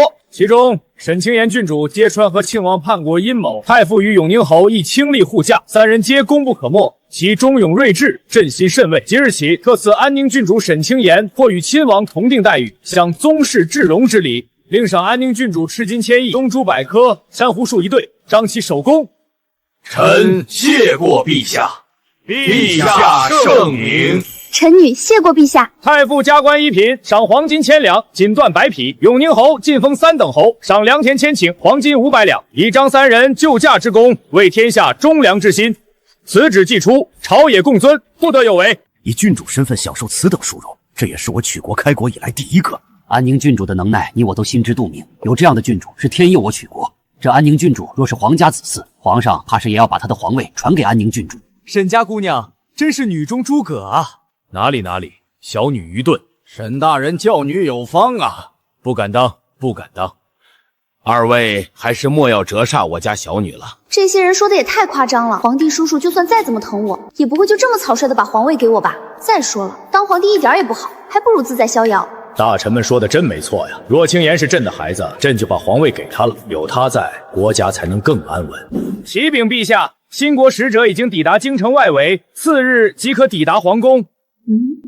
新国使者来干什么？这个时候来访，不会和亲王的叛国之事有关吧？邻国这次来没安什么好心，是想要远国上贡，臣服于他们。而且这使者里面还有个陛下绝对想不到的人。让朕意想不到的人，难道也是和叛国有关的人？凌若公主那个假死叛国的驸马爷，他与新国勾结好了，这次跟着使者一起来，怕是有更大的阴谋。若儿那个假死的驸马爷，正愁没办法收拾他，没想到倒是自己送上门来了。这笔叛国抛妻弃子的账也该好好算算了。小怪，你昨天说兴国使者里有灵若公主和那个假死的驸马爷，他们到底是什么情况？妍妍，这事儿说起来就长了，得从灵若公主刚嫁给驸马爷的时候说起。刚嫁过去就有问题？什么瓜？快说来听听。表面上是这样啦，可在灵若公主怀孕期间，驸马爷就不安分了，在外沾花惹草，还跟一个女子纠缠不清。什么？公主怀着孕，她竟然做出这种事，太过分了。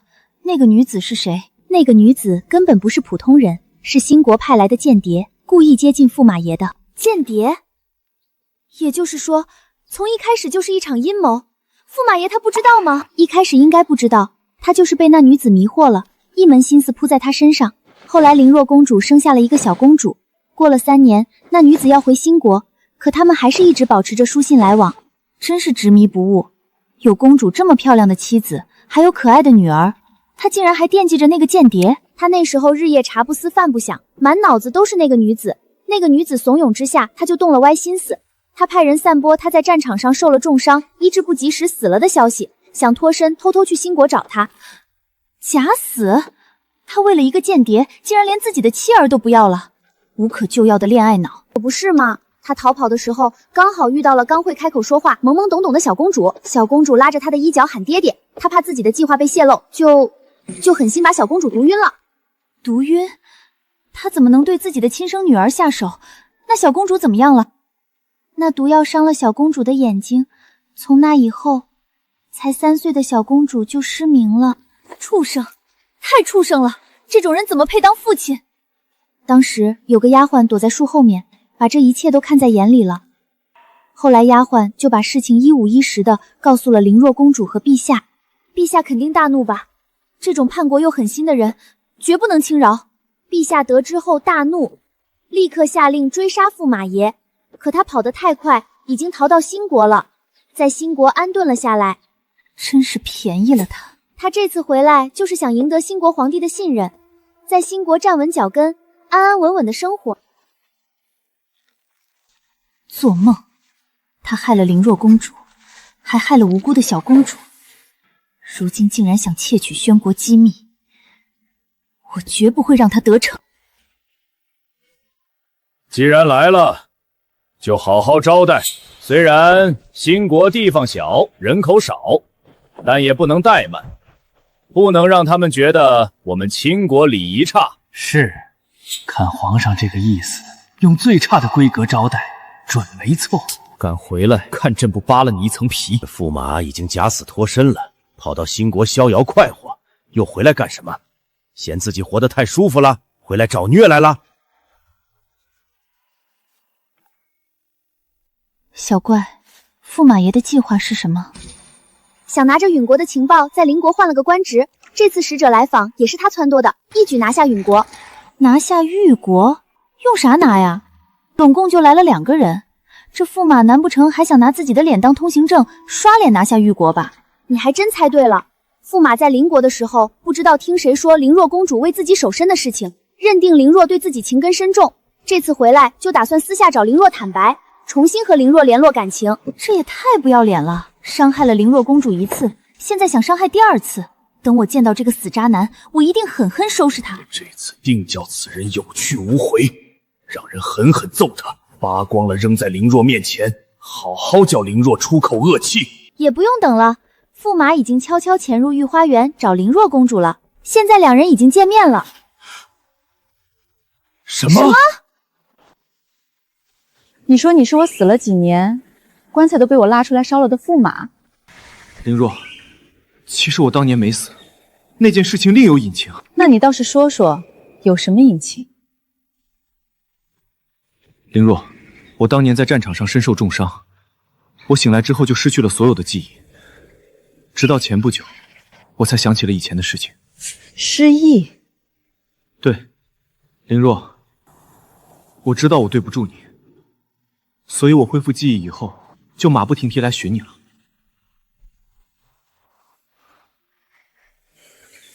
让我们还像以前一样，做一对恩爱夫妻。这女人还是这么好骗，不过这么几句话就打算原谅我了。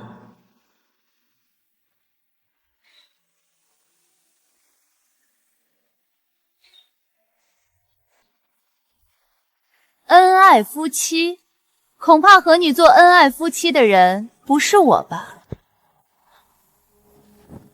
凌若，你什么意思？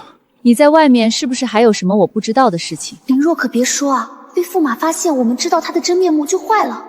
青岩怎么会在这儿？这是他的心伤吗？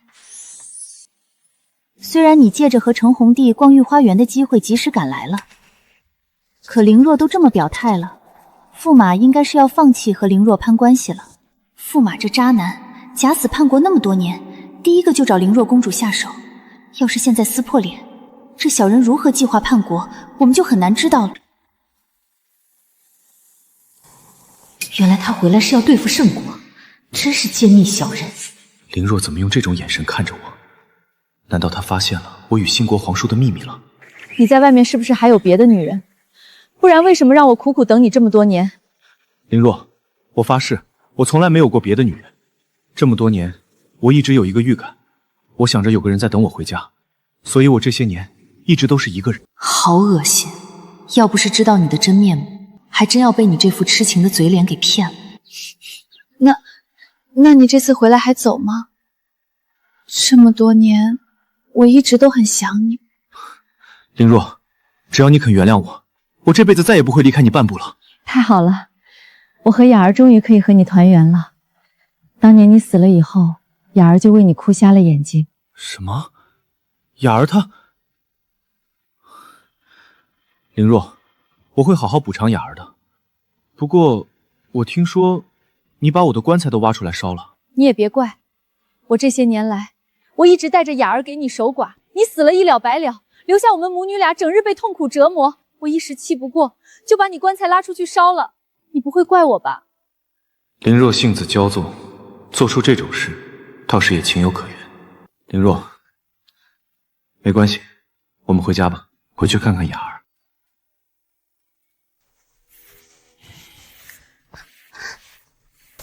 皇帝叔叔，你怎么还在这儿啊？我的意思是，我们不是要去御花园吗？哎呀，青岩啊，当皇帝真的不容易啊，朕实在分不开身呐。哎呦，你看你额头上的汗，赏花赏累了吧？快快坐下歇会儿。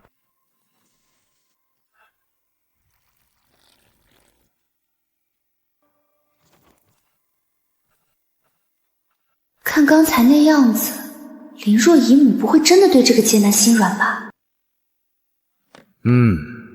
多亏朕聪明，引导青岩去竹林那边偷听凌若和驸马谈话。想必凌若已经听到了青岩的心声，知道那驸马不怀好意。到时候驸马再有什么行动，凌若也好做些手脚。我真聪明啊！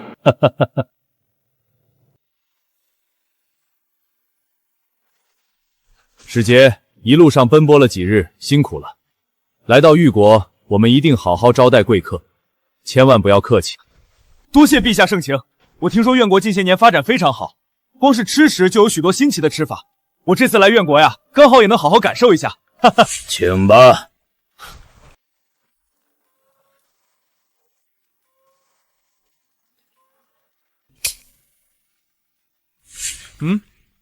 这什么意思啊？太不尊重人了！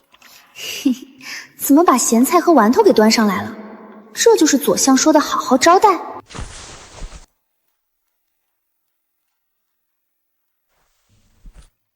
怎么了？这吃食有什么问题？这都是我曲国百姓辛辛苦苦种的，都是新鲜的粮食。什么新鲜不新鲜？你们这分明是对新国的侮辱，对新国的不尊重！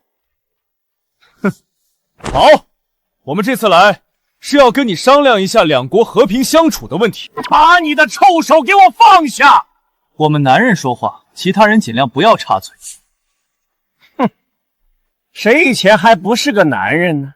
一直都挺和平的嘛，是你们一直在那里找事儿。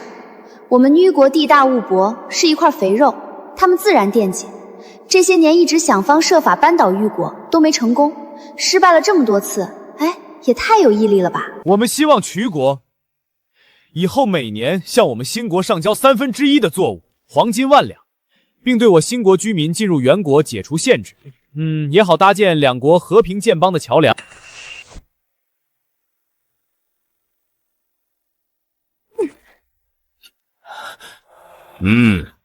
没问题。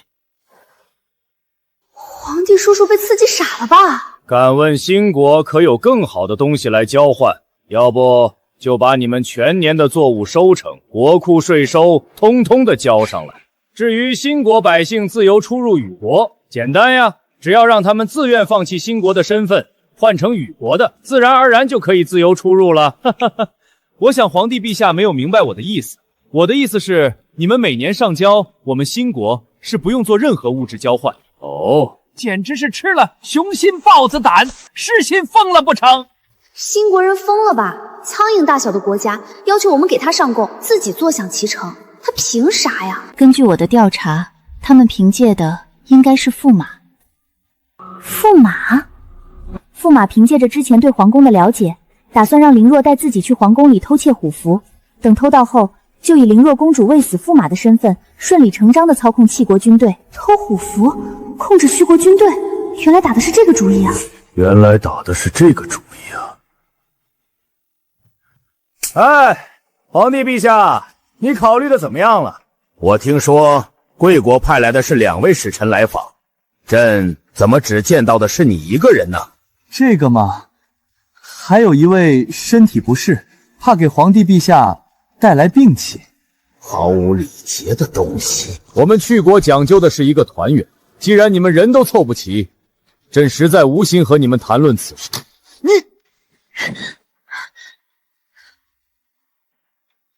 你来皇兄寝宫干什么？没什么，我这不是好久没来宫里了吗？咱们好不容易破镜重圆，我怕皇上知道了生气，就想着来宫里看看，有没有什么东西能讨皇上开心的。我可以直接跟皇兄说啊，你私闯寝宫，要是被皇兄发现了，他会生气的。我这就去问皇兄。凌若，你帮我在外面望风就好了。你要是去问了，皇上肯定会察觉的。凌若，我这也是为了我们的家呀。你想啊，皇上要是高兴了，他就不会追究我死而复生的事情了。凌若，我想光明正大的恢复我的身份，恢复我们一家人的关系。好吧，那你一定要快一点，千万不要被发现。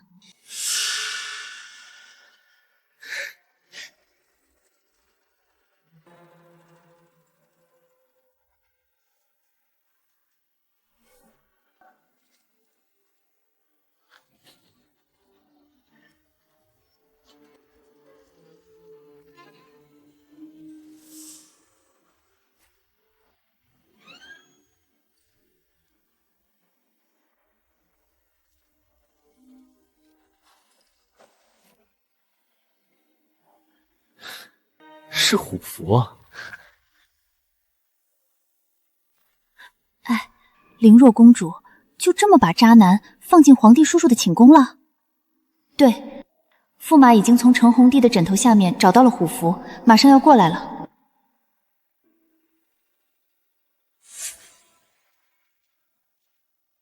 看来成功拿到了，接下来好办了。陛下。皇帝叔叔的防备心也太差了，虎符这东西一般不都藏得很深，怎么这么轻松就让渣男找到了？哎，这是凌若死去的夫婿啊！你怎么在这儿？小怪，这驸马为什么一点伪装都没有啊？就这么不怕被认出来？他离开弃国军队都好几年了，面容虽然有些相似，但这会儿还不能做 DNA， 没证据表明他就是流落驸马。陛下，臣是新国的使节之一，自小在新国长大，从来没来过云国，自然也不是凌若公主的夫婿。哎呀，那可真是太巧了，这简直和凌若死去的夫婿一模一样啊！可不是嘛！赐座。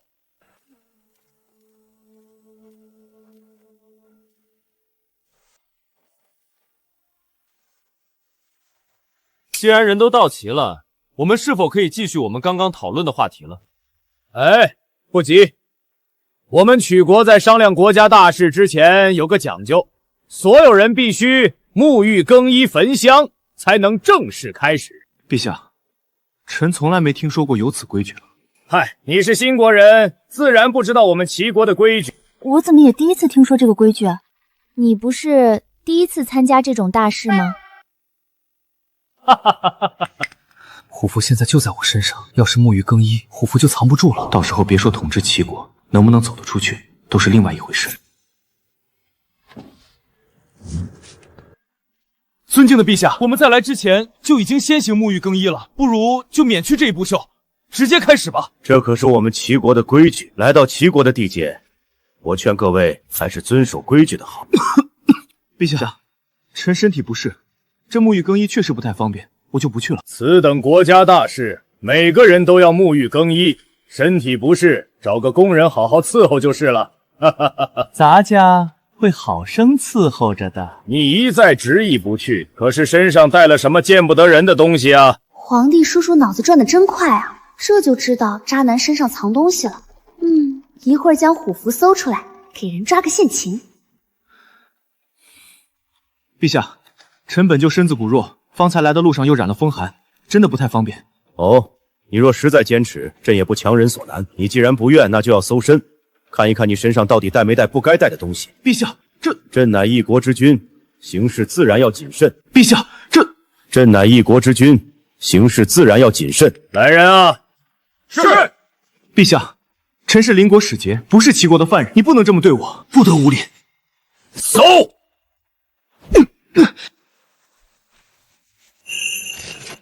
陛下，这是我齐国用来驱动军队的虎符，这东西一直藏在朕的寝宫里，你是如何得到的？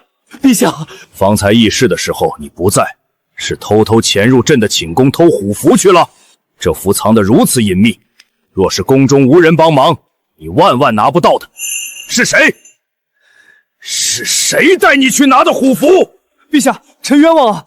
是灵若公主，臣方才在来的路上与公主相遇，她拽着臣，非说我是她的驸马，便将此物塞到我怀里了。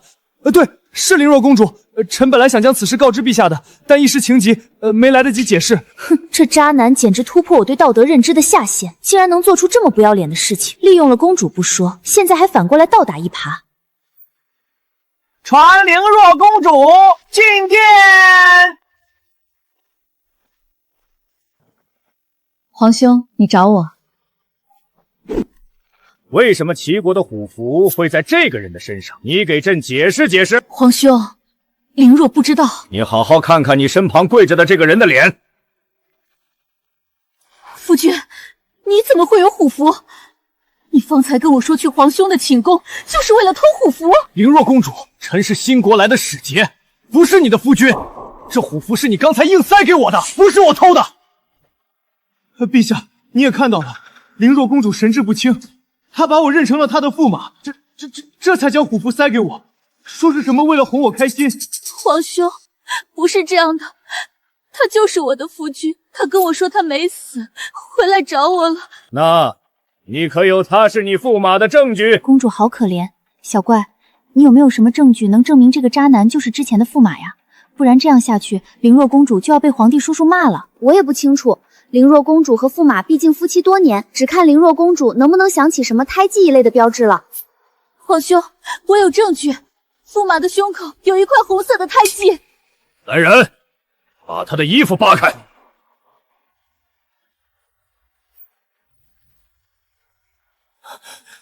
哼，你果然是灵若死去的夫婿，如今假扮成新国人到齐国，是何居心？陛下，你欺上瞒下，藐视皇家威严，理应当诛。来人，将此人打入大牢，听候发落。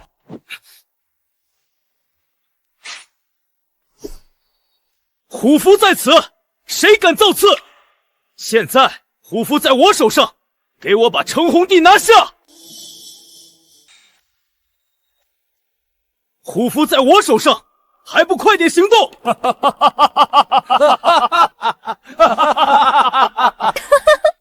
我说驸马呀，你是离开去国太久了，连虎符都不认识了？你好好瞧瞧你手里那块虎符吧。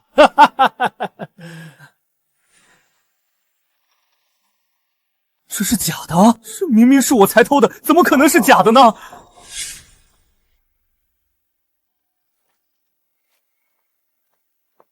去告诉皇兄，驸马已经拿到假的虎符了。是。拖下去！好精彩的场面，我都多余担心皇帝叔叔和公主殿下，他们应付渣男这种小卡拉米易如反掌啊！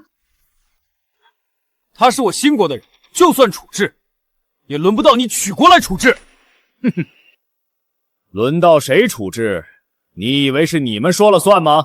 现在是朕的地盘，把这个狗东西也给朕打入大牢！你们这是准备跟我新国开战了？我新国实力强劲，你们只要动我一下，新国会让齐国血流成河！哈哈，笑话！我大曲国岂会怕你一个小小的新国？压下去！好，你完了，你完了！新国会让齐国灰飞烟灭的！皇帝叔叔真帅，真有气势。皇兄，这新国知道了，怕是会对我们发难。不足为惧，不足为惧啊！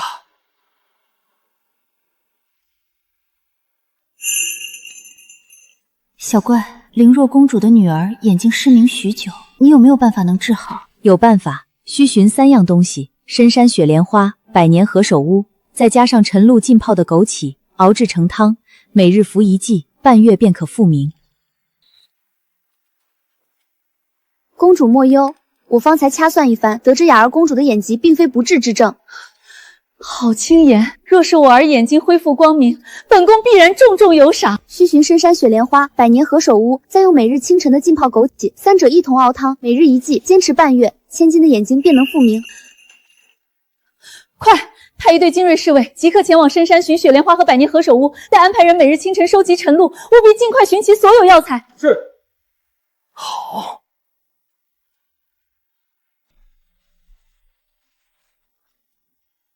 启奏陛下，百官已齐，恳请陛下启朝议事。众卿平身。今日早朝重点1、2件事：边防守卫与粮草调配，有本即奏，无本便退朝，莫要拖沓。谢陛下。陛下，臣有本奏。江南水患刚过，百姓刚能勉强吃饱饭，实在无余粮可交。如今雨季未到，庄稼长势不佳，若强行征粮，恐引发民怨，动摇社稷根基啊！陛下，臣有异议。边关一切安稳，但新国近来频频在边境调动兵马，形迹可疑，必须加派精锐人手防备，绝不能让他们有机可乘。另外，此前臣奏请的边军粮草调配，至今毫无动静。兄弟们在边关啃干馍，喝冷水。臣今日前来，就是求陛下抓紧征粮，解边军燃眉之急。副将军，你不可胡来！你既要加兵，又要征粮，这不是添乱吗？百姓尚且自顾不暇，强行征粮必生乱子，这个责任你担得起吗？你少在这儿跟我唱反调！你当户部尚书，掌着天下钱粮，只知守着粮库怕吃亏，全然不顾边关将士的死活。兄弟们在边关抛头颅洒热血，你却在京城享清福，还好意思跟我谈责任？我看你就是迂腐，拎不清。我的天，这朝堂都快成说理的菜市场了，太有趣了！服了服了，这俩货吵得我耳朵都起茧子了。副将军嗓门再大点，都能把郑和殿的瓦给震掉。够了，都别吵了。轻言啊，轻言，我的好郡主，你可别光看着热闹不说话。这还有没结束啊？小怪，快想想办法！这俩杠精吵得我脑壳疼，有没有既能给边关凑粮，又不折腾老百姓的法子？赶紧的，别磨叽。这还不简单？本系统可是百科全书，听好了啊！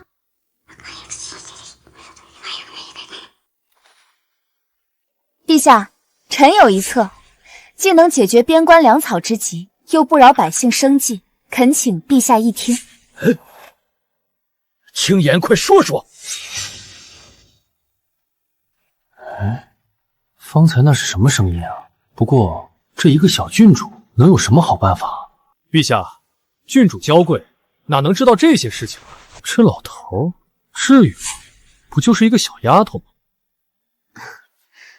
陛下，其实法子很简单，一是让老百姓修河堤，不白干，管饭还给粮，既安民心又顾水利；二是让粮商捐粮，给点减税、刺头衔的好处，他们肯定愿意出力；三是用咱们的盐铁跟离国换粮食，既防着他们在边境捣乱，又能凑齐边军粮草。这样一来，啥问题都解决了。郡主这法子好啊，两全其美，太聪慧了。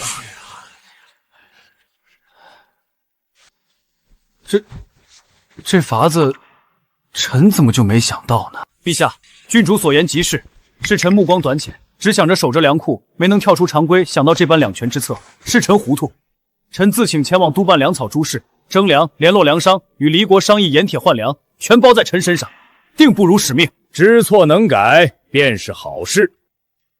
此事便交由你全权负责，务必尽快落实。若办不好，朕可不饶你。臣遵旨，定不负陛下与郡主所托。郡主，对不住啊，刚才是末将太急躁了，说话没分寸。没想到你年纪轻轻，竟有这般远见卓识。你这法子比我瞎嚷嚷管用多了，末将心服口服。没事没事，副将军性子直爽，我懂，都是为了大齐，不必这般客气。这副将军真是个直肠子，前一秒还撸袖子吵架，后一秒就服软，也太可爱了。青颜聪慧过人，一语解了朕的心头大患，真是朕的左膀右臂，大齐之栋梁啊！宁郡主聪慧过人，乃大齐之圣人，有郡主在，我大齐能国泰民安，边境稳固。群臣谬赞了，臣只是尽己所能，为陛下、为大齐分忧而已。这郡主是真厉害，以后可得多向她请教，可不能再像今天这样冲动了。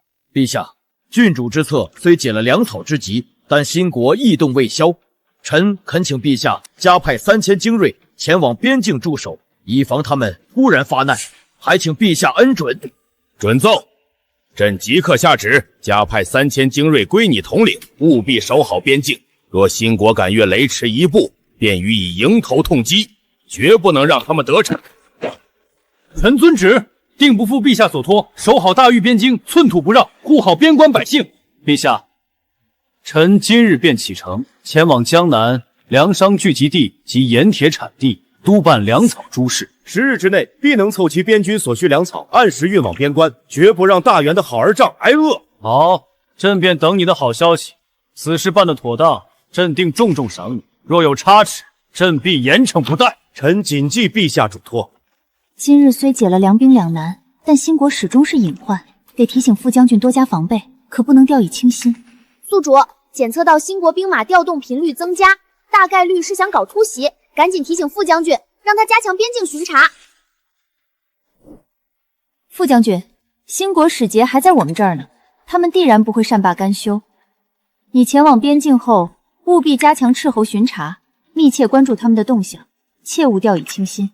多谢郡主提醒，末将定当谨记。抵达边境后，第一时间安排趁手加强巡查，绝不给新国可乘之机。好了，今日朝议便到此处，众卿各司其职，务必把各自的事儿办好。退朝。臣遵旨。陛下万岁万岁万万岁！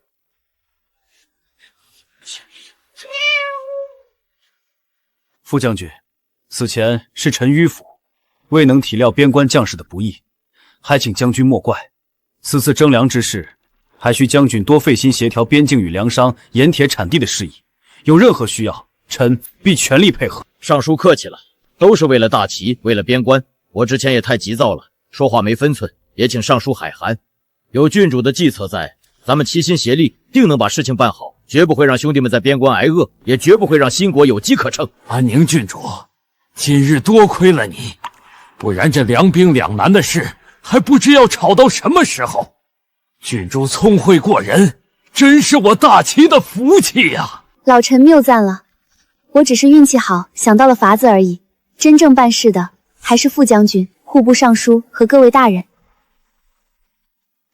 还是小怪厉害，要是没有你，我也想不出这么周全的法子。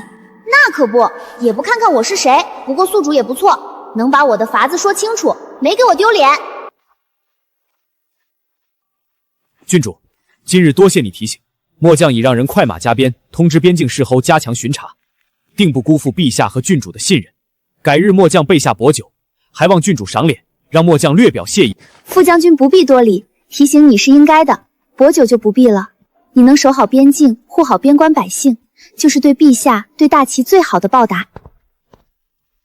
郡主，臣先行启程，前往江南督办粮草，定不辱使命，早日将粮草运往边关。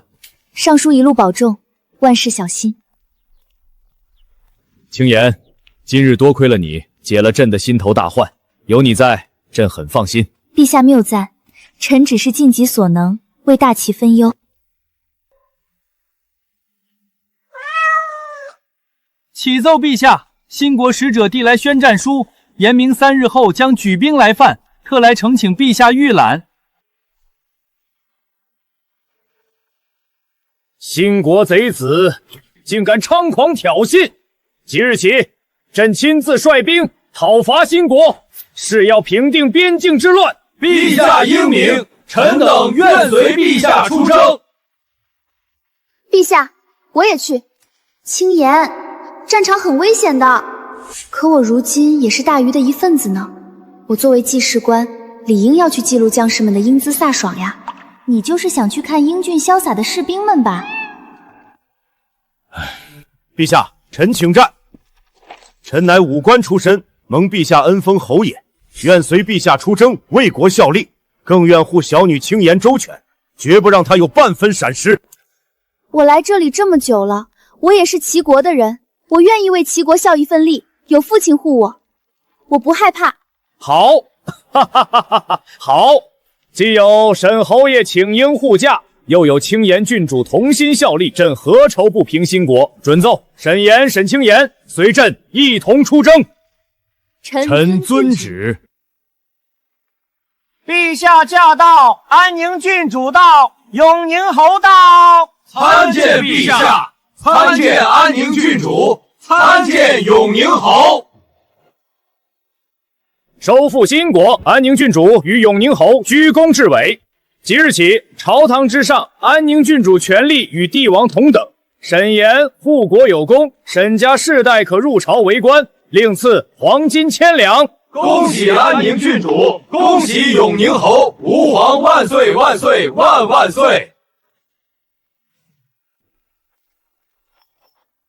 青岩，今日带雅儿出来逛街，特意绕到侯府，多谢你让雅儿重见光明。这份恩情，本宫和雅儿都记在心里。谢谢青岩姐姐，雅儿现在能看清好多东西啦。看到雅儿公主这般鲜活，我也高兴。以后好好看着这世间光景就好。雅儿长得真漂亮，跟那个心术不正的驸马一点都不像。妍妍，你可别提那驸马了，他被行刑的时候吓得都尿裤子了，别提多丢人了。真的假的？那也太没骨气了。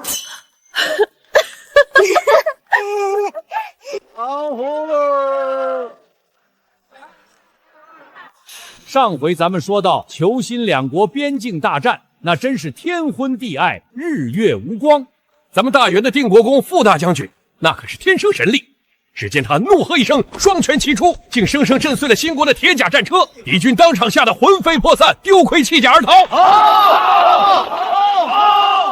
我听说傅将军当时一人一马，直接冲进了新国的中军帐，把人家主帅都给拎出来了。那可不，要不是傅将军神勇，咱们哪能有现在的太平日子？我的天，这也太夸张了吧！那战车明明是傅将军带着几个士兵搬着粗木桩砸沉的，怎么到他嘴里成了傅将军徒手震碎的？这算收敛的了。我刚才还听见楼下茶客说，傅将军一个人打退了新国10万大军呢。还有更离谱的，难不成还能说傅将军能飞天遁地不成？那倒没有，不过有人说他一顿能吃1头牛，一拳能砸他一座山，跟个山精似的。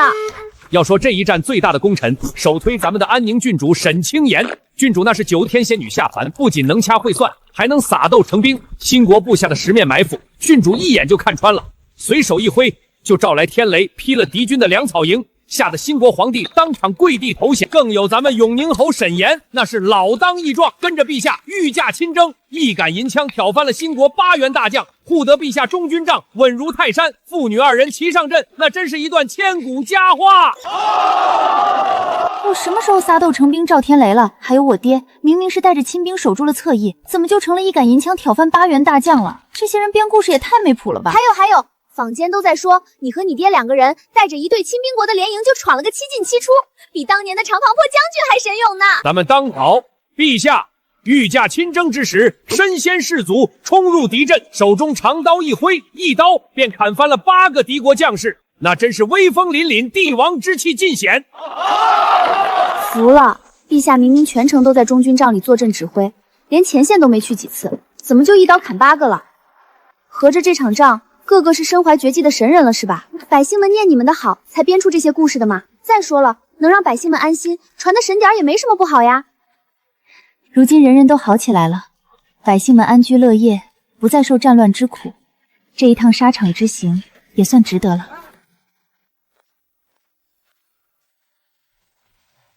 太傅，沈侯爷，学生今日前来，一是恭贺侯爷出征凯旋，立下赫赫战功；二是专程来谢过2位的教导之恩。陛下出征之时，多亏太傅全程提点，日夜辅佐，学生才明白为君者的责任，懂得了何为体恤民情，何为江山社稷。建国期间才没出什么差错，也多谢侯爷出征前特意留下书信叮嘱学生，教我遇事沉稳，多听多问，以百姓为先。学生一直记在心里，不敢有半分忘记。太子殿下，快请起！殿下本就聪慧仁厚，只是从前少了些历练。此次监国，殿下把漕运、赈灾诸事都打理得井井有条，百姓们都交口称赞。能有这般长进，全是殿下自己心怀百姓，并非我与侯爷的功劳。太傅说的是，太子殿下能在陛下出征之时稳住朝堂，安抚百姓，守住大齐的根基，已是难得。往后能一直这般心怀百姓，守好这江山，便是我大齐万民之福。过几日，我打算去京郊的州县看看，体察一下民情，看看百姓们的收成，还有什么需要朝廷解决的难处，也能多学些东西，不辜负陛下和前线将士们拼下来的太平。好，好，好。奉天承运皇帝诏曰：户部尚书张志和于元辛之战中督办粮草调度有方，保障大军后勤无虞，居功至伟，特赏黄金100两，进俸禄1等。镇边大将军傅惊鸿戍守边境，屡立奇功，远辛之战中身先士卒，杀敌破阵，有勇有谋，特进封定国公，赐10业千户。钦此。臣谢陛下隆恩，定不负陛下所托，此后必恪尽职守。陛下圣明。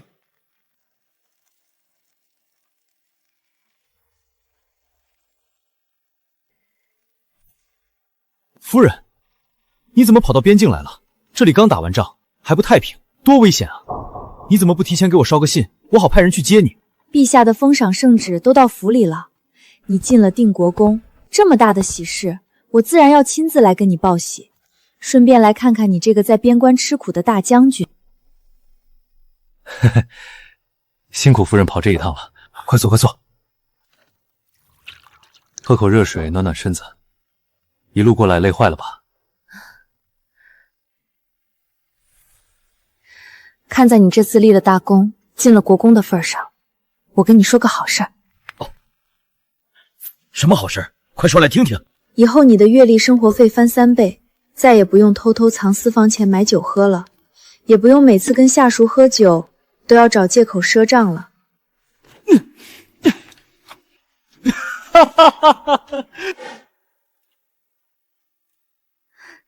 陛下，你快看这幅双面绣，针脚细密的几乎看不见针孔，配色灵动鲜活，连凤凰的眼神都绣得活灵活现，真是极品。果然是好手艺，这针脚，这配色，宫里的老绣娘都未必能绣得出来。这是哪家小姐的作品？回陛下、皇后娘娘，这是永宁侯府2小姐沈雨安的作品。这次选秀，沈小姐送来了10多件作品，每一件都堪称精品。这幅百鸟朝凤是其中最出挑的。这孩子真是心灵手巧，我就说看着这风格眼熟，果然是温书月教出来的孩子。你看他的3个孩子，个个都这么优秀。太傅举荐沈子阳，说他在户部当差这些年，兢兢业业，从无半分差错。此次大军粮草调度，他跟着张志和日夜核算账目，督办转运，在后方守住了粮草根基，出力甚多啊！朕已经准许他官升1级，任户部事了。如此说来，改日臣妾定要下帖子，邀温书月去皇家山庄避暑，好好跟他讨教育儿的经验，看看他是怎么教出这么3个优秀的孩子的。陛下，你看可行？准了，当然准了。温书月教女有方，确实该好好讨教。再说沈玉安有这般手艺，留在侯府可惜了。传朕旨意，封沈徐安为上宫局司知，正五品，掌宫中织染诸事，以后宫里的仪仗、龙袍绣制都可交由他督办。陛下爱才，慧眼识珠，实乃大虚之贤主。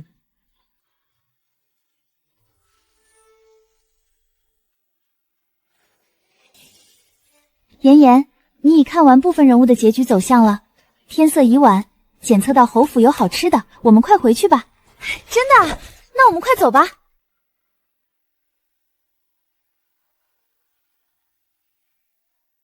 今日这桌家宴，庆贺衢国大胜新国，边境再无烽烟，百姓得以安享太平。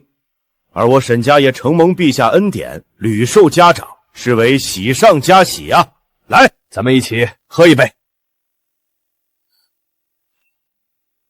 恭喜父亲，恭喜妹妹，你们在前线浴血奋战，获此殊荣，实至名归。儿子敬你们一杯，愿父亲与妹妹往后平安顺利。恭喜爹爹，恭喜姐姐，你们是沈家的骄傲，也是我和哥哥的榜样。好了，都快坐下吧。近来天气愈发炎热，我反倒没什么胃口，这般油腻的菜肴倒是不如清爽凉菜爽口。对了，明日府里开门施粥，记得让厨房多备些凉菜，给前来领粥的百姓也解解暑。都听夫人的，我这就让人吩咐下去。娘，你也别愁没胃口，再过些日子，皇后娘娘要邀请您去皇家避暑山庄小住，到了那里气候凉爽，您定然能多吃些。妍妍，皇后娘娘还没下旨，你怎么就说出来了？坏了坏了，一时高兴忘了分寸，怎么就说漏嘴了？得赶紧想个借口搪塞过去，不然就露馅了。想来是青颜平日里喜欢算卦，许是算出来皇后娘娘有此心意，才随口一提的吧？是啊，爹爹，我就是算卦算出来的，随口说说而已。还好，爹爹帮我解围了。万幸刚才没一时糊涂，贾子阳哥要官升一级，雨安要去上宫级当司知的事也说出来，不然就真的收不住了。陛下恩典，孩子们皆有前程，沈家也算不负朝廷，不负百姓，真好。爹娘，往后我定当更加勤勉，在户部尽心履职，做好每一件事，不负家人期许，也不给沈家丢脸。我也是，我会踏实学好女红，尽心做好分内之事，谨守本分。能去上宫局当司知，是陛下的恩典，我一定要好好做，不能让大家失望。他们怎么突然热血起来了？吃饭也这么卷？可能世家子弟都喜欢这样给自己加油打气吧。这大千史录太奇特了，既有百官奏事、设计决策的正经记载，竟还有皇家世宗的八卦，文旨还细腻的很。可不是嘛，连沈侯爷父女沙场并肩的细节都写得清清楚楚，还有世家的趣事，不知是谁编得这么详实。这册子近来抢疯了，没人知道作者是谁，只听说落笔很认真，既有家国大事，也有人间烟火气。这里记录了安宁郡主是我国第一位女御前记事官，这书莫不是她的手笔？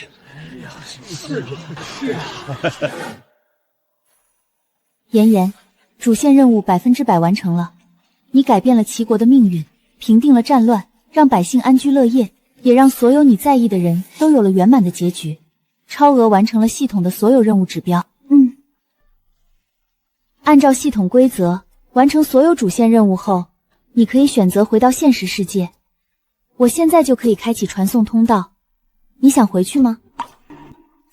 小怪，徐国还会兴盛100年有余，对吧？是的，妍妍，无论你选什么，我都陪着你。你想回去，我们就一起回去，回到你熟悉的现代生活。你想留在这里，我们就一起守着这万家灯火，看遍这人间烟火，走遍这大衢的山河万里，我永远都跟着你。